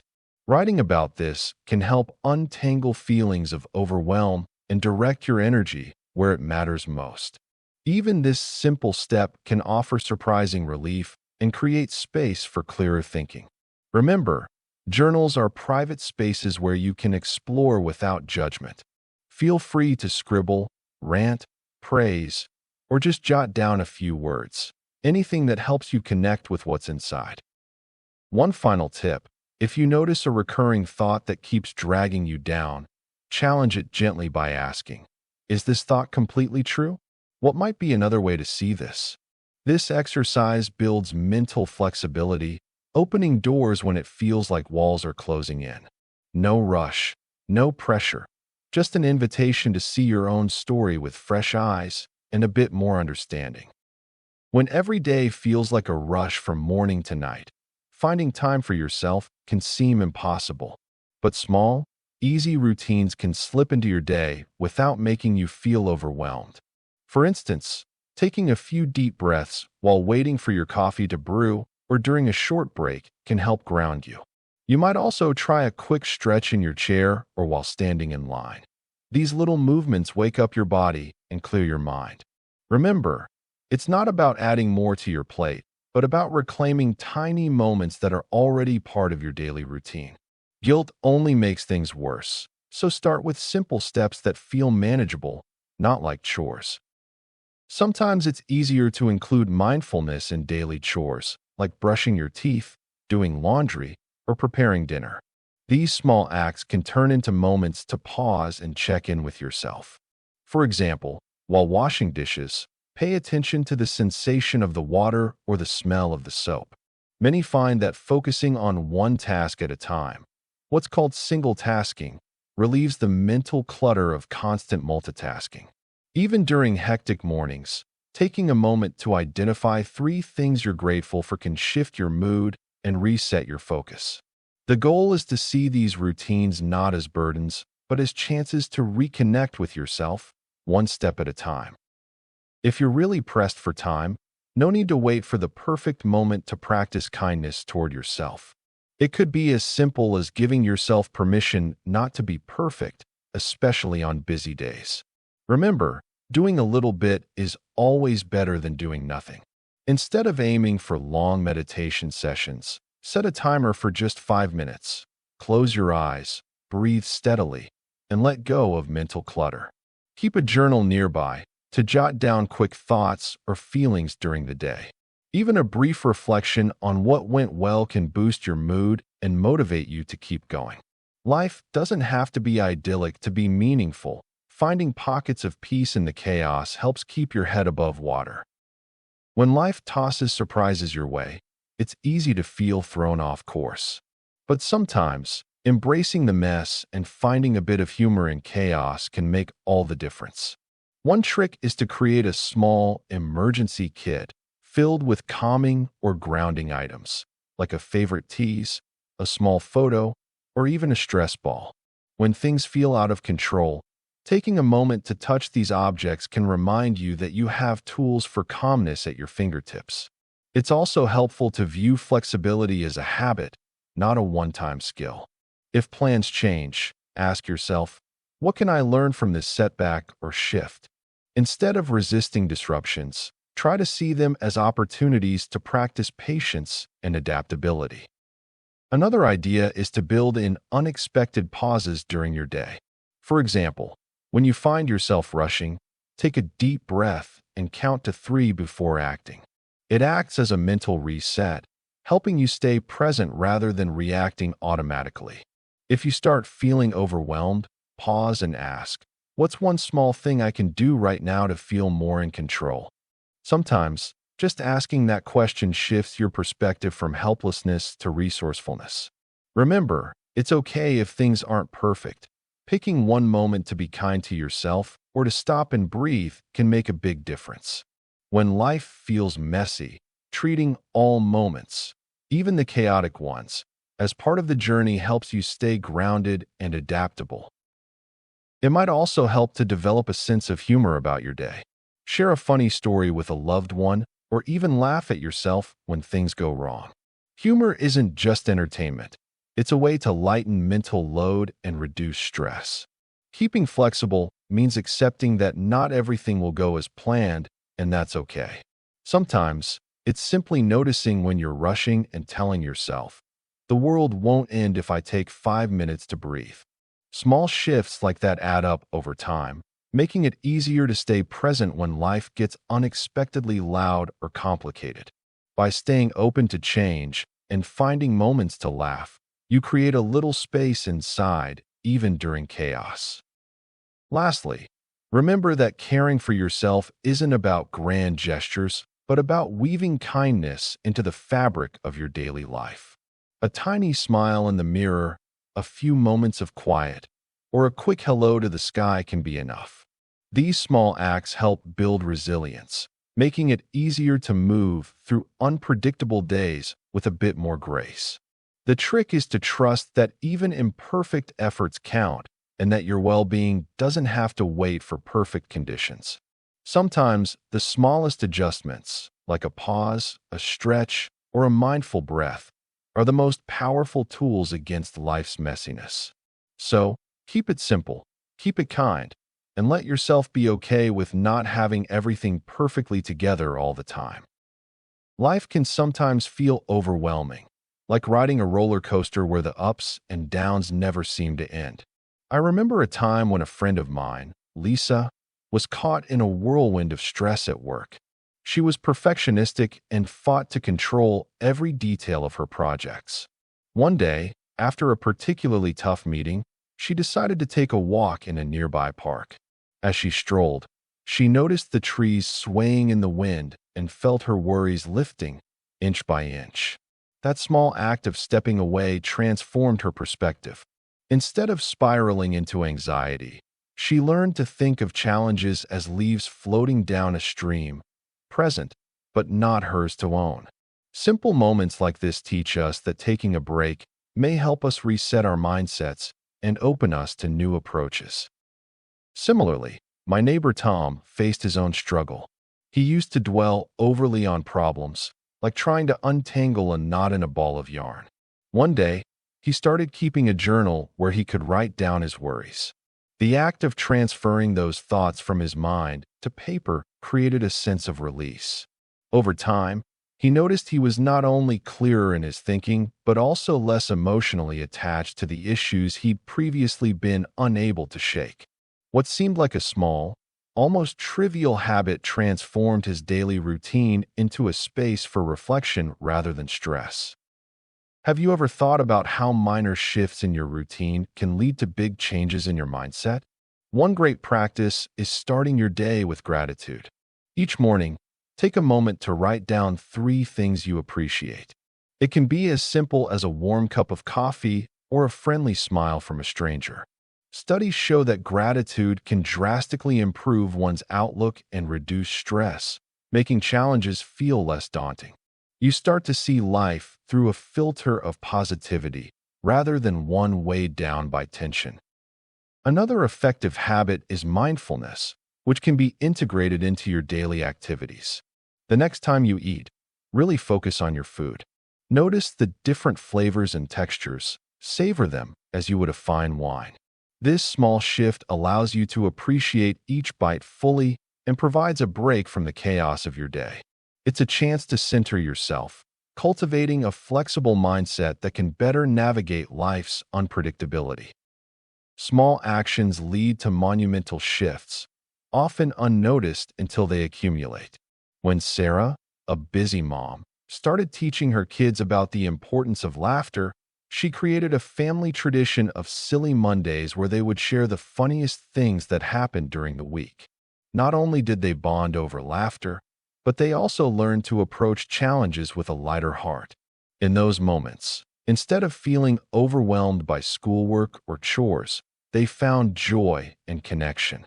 Think about ways you can invite similar lightheartedness into your life. Maybe set a time for family game nights or take spontaneous trips to the ice cream shop. It reminds us that laughter can bring needed relief and resilience. As you experiment with these small changes, remember that it's perfectly okay to stumble or feel unsure. Just like planting a seed, growth takes time. Celebrate those little victories, whether it's an extra smile at work or a moment of stillness amid chaos. Remember, the road to resilience isn't about perfection, it's about progress and perspective. Carry these practices into your daily life and see how they help cultivate a sense of peace, strength, and flexibility. Sometimes the simplest things create the biggest shifts. Taking a moment to focus on your breath, for instance, can feel like a little reset button for your mind. Just a few deep, slow breaths can make the noise inside your head quiet down enough to hear your own thoughts clearly. It's like giving your brain a short vacation from stress without having to go anywhere.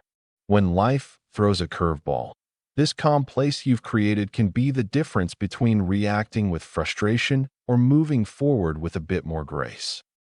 Journaling can be equally powerful, and it doesn't have to mean long, detailed diary entries. Sometimes, jotting down a sentence or two about what's on your mind feels just enough to get things out of your head. It's like talking to a trusted friend who listens without judgment. When you put your feelings on paper, they lose some of their power to overwhelm. Watching your thoughts move from chaos to words can teach you more about yourself than you might expect. Adding gentle movements to your day, whether it's stretching in the morning, a brief walk, or some light yoga, helps you reconnect with your body and break free from tension that piles up without warning. These small actions don't demand much time or energy, but they offer a solid way to recharge physically and emotionally. When your body feels lighter, your mind tends to follow, making it easier to adapt when things don't go as planned. There's no one-size-fits-all when it comes to finding what helps you feel calm and flexible. Life's too messy for that kind of blueprint. Instead, the idea is to invite curiosity and patience as your companions along the way. Think of your journey like cooking without an exact recipe. Sometimes you add a pinch of this, other times you leave that out, all while tasting as you go. Not every day will feel like progress, and some experiments won't work out. And that's perfectly okay. Remember when you tried learning something completely new, like riding a bike or baking bread? At first, you might have felt clumsy or unsure, but with each attempt, you discovered a little more about the process, what worked for you and what didn't. The same goes for these calming practices. Allow yourself to try different approaches, adjust as you learn, and, most importantly, don't rush the results. Change often arrives quietly and without fanfare. It's the gentle shift that builds over time. By leaning into this playful experimentation, you create space for growth without adding pressure. Curiosity keeps your mind open, so instead of asking, "Why isn't this working?" you might wonder, "What happens if I try it this way?" Patience helps soften the edges when things feel tricky or slow. Together, they remind us that progress isn't about perfection, but about keeping alive the willingness to try, learn, and adapt. Life can be unpredictable, but your mindset doesn't have to be rigid. It can bend and shift like a willow tree, strong in its flexibility. One simple tip to remember is to check in with yourself at the end of the day. Ask, "What one small thing helped me feel a bit more at ease today?" This gentle reflection is a way to notice what's working, however small, and it encourages you to carry those moments forward without needing to overhaul everything at once. Conclusion: embracing freedom and flexibility. When we reflect on the path we've taken, it's easy to see how challenges often looked like obstacles at first. But over time, we notice they pushed us to work harder, think deeper, and learn more about ourselves. Each stumble or setback turned out to be an opportunity to grow stronger or wiser. Life doesn't always show us the reason behind these hurdles right away, but with time, their purpose becomes clear. These moments teach us patience and resilience, qualities that help us handle future difficulties with more grace. When you look back, it's comforting to see how each obstacle was a part of shaping the person you are today. Many times, what looks like a closed door is really a sign to look for a different path. Personal stories often reveal that what seemed to be a blockade led to new opportunities or unforeseen directions. Thinking about the times we felt stuck, we realize that these moments forced us to pause and ask questions. Sometimes, we discover that the hurdles were just learning curves, guiding us towards skills or insights we would not have gained otherwise. Recognizing this pattern helps us see that setbacks are just parts of a larger journey. Approaching obstacles with a sense of curiosity instead of frustration makes the experience less intimidating and more an integral part of our growth. Seeing challenges as natural steps rather than enemies allows us to relax and be kinder to ourselves. Life will throw things our way. That's a given. Instead of fighting against every difficulty, learning to accept that setbacks are normal can make us more adaptable. We begin to understand that resisting life's bumps only adds unnecessary stress. When we accept obstacles as opportunities to learn, we become more flexible in handling change. This shift in thinking can lead to a sense of freedom, where failures no longer feel like failures, but simply parts of learning. It's a way to create space for growth without the pressure of needing everything to be perfect all the time. Practicing acceptance doesn't mean giving up or being passive. It means recognizing that some things are beyond our control and that our response is what truly matters. Small everyday moments prove this perspective helpful. For example, if plans fall apart, instead of feeling defeated, we can ask, "What can I learn from this? How can I adapt?" This way, setbacks become lessons, and our attitude becomes more resilient. The more we practice viewing obstacles through this lens, the more natural it becomes to move with life's flow instead of fighting against it. That gentle acceptance inflates our sense of freedom, allowing us to enjoy the process rather than just fixate on the end goal. One simple way to reinforce this idea is to keep a journal of challenges faced and lessons learned. Over time, seeing a collection of small wins and lessons helps shift your mindset. Remember, every piece of difficulty you overcome is a step towards a more adaptable, peaceful life. Sometimes, taking a moment to breathe, step back, and see the bigger picture can remind us that the journey itself is where most of the growth happens. Obstacles aren't stop signs. They're signposts pointing us toward new directions or deeper understanding. Holding this view can make each challenge feel less like a threat and more like a personal invitation to grow even stronger. Imagine a sunflower in a vast field. This sunflower is unique. It doesn't shy away when the sky is overcast. Instead, it stretches its bright yellow petals towards the hidden sun, standing tall among the shadows. Its unwavering gaze towards the light serves as a gentle reminder that even when circumstances seem dark, there's always a way to find brightness within ourselves. The sunflower doesn't fret over the clouds it can't control. It simply exists, growing stronger by reaching for the sun. This speaks volumes about detachment, letting go of what we can't change so that we can embrace the hope waiting for us. In our lives, we often take on burdens that weigh us down, much like storms threatening our sunflower. We worry about things out of our hands, what others think, unexpected changes, or the future unknown. Yet, just like the sunflower, we can train our focus on what brings us joy and warmth. Each day is an opportunity to stand tall against the clouds, reminding ourselves that even if the sun feels distant, it still exists. Holding this perspective allows us to cultivate hope, finding internal strength even when external conditions seem bleak. An effective technique to practice detachment is to visualize your worries. Picture them as leaves floating softly on a stream.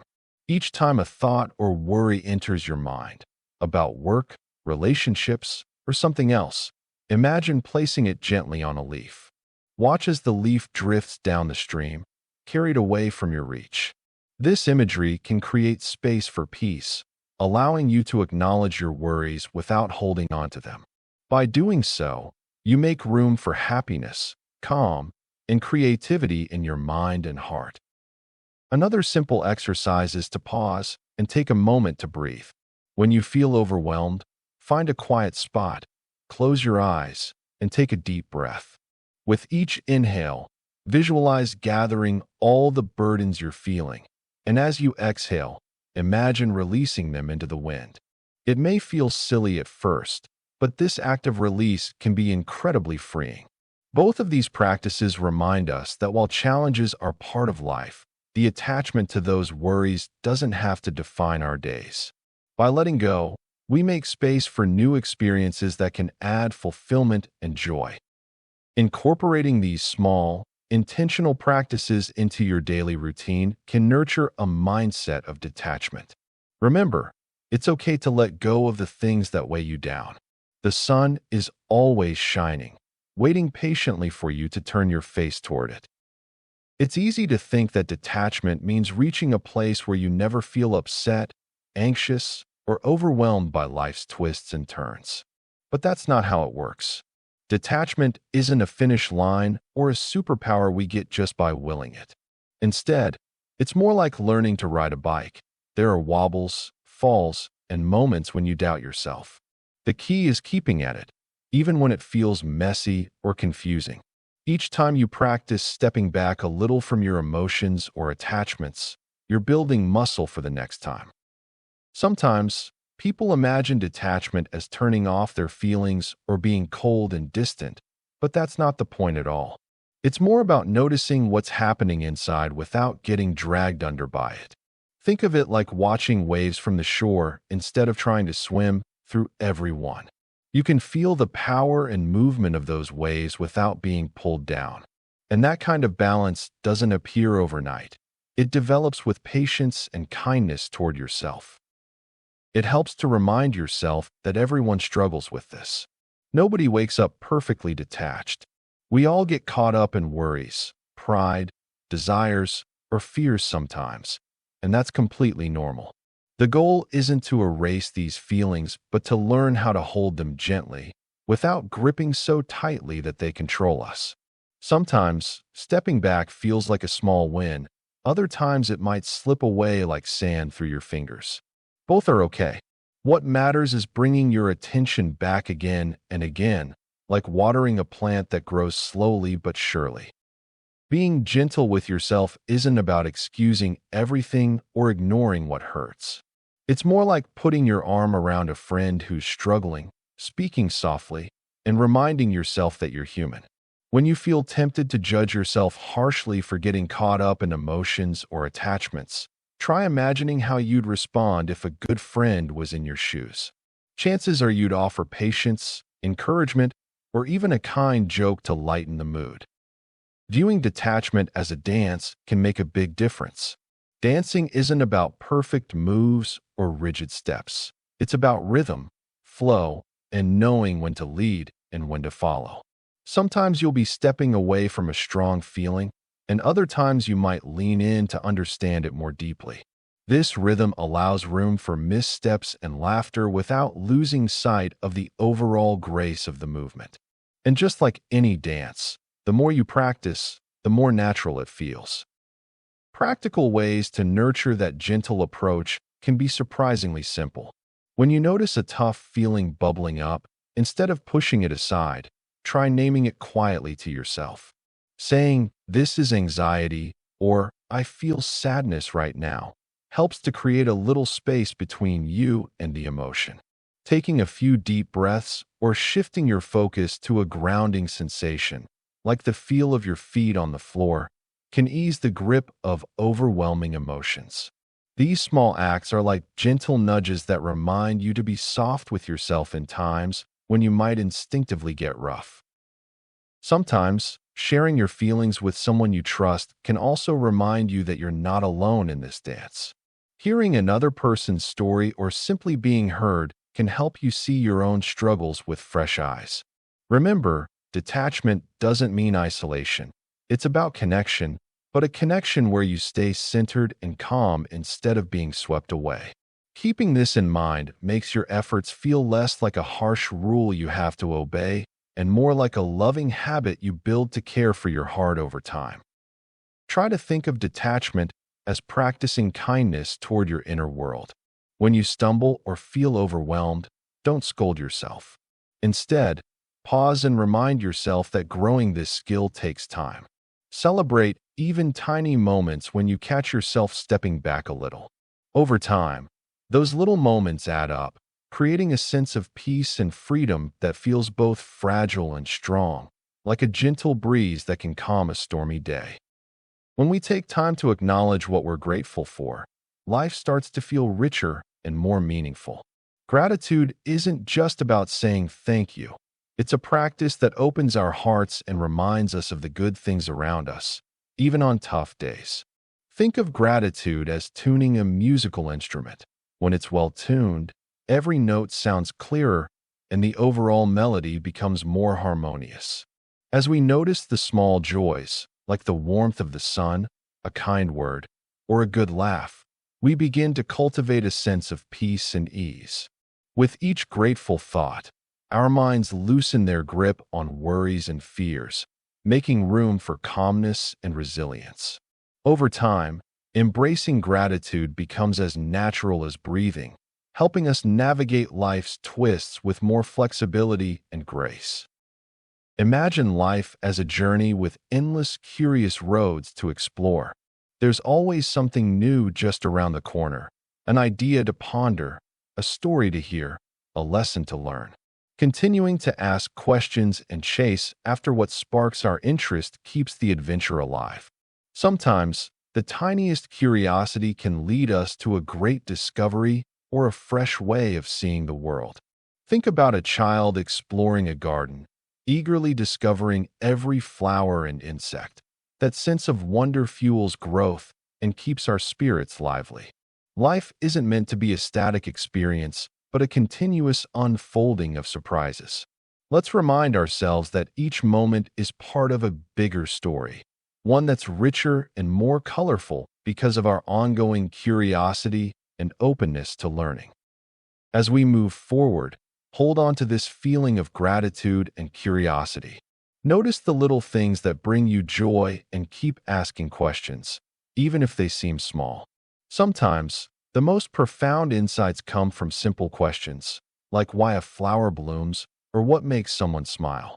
Cultivating gratitude and curiosity can become a daily habit, gently steering us toward greater peace and understanding.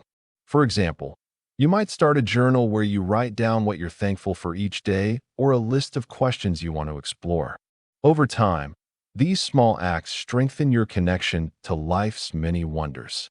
Remember, the journey isn't about reaching a certain destination, but about enjoying each step along the way. Keep listening, keep wondering, and keep appreciating. The world has so much to offer if we stay open to it. If there's one thing this journey has taught me, it's that peace doesn't come from changing your circumstances. It comes from changing your relationship with them. The traffic jams still happen. The people you love will still frustrate you.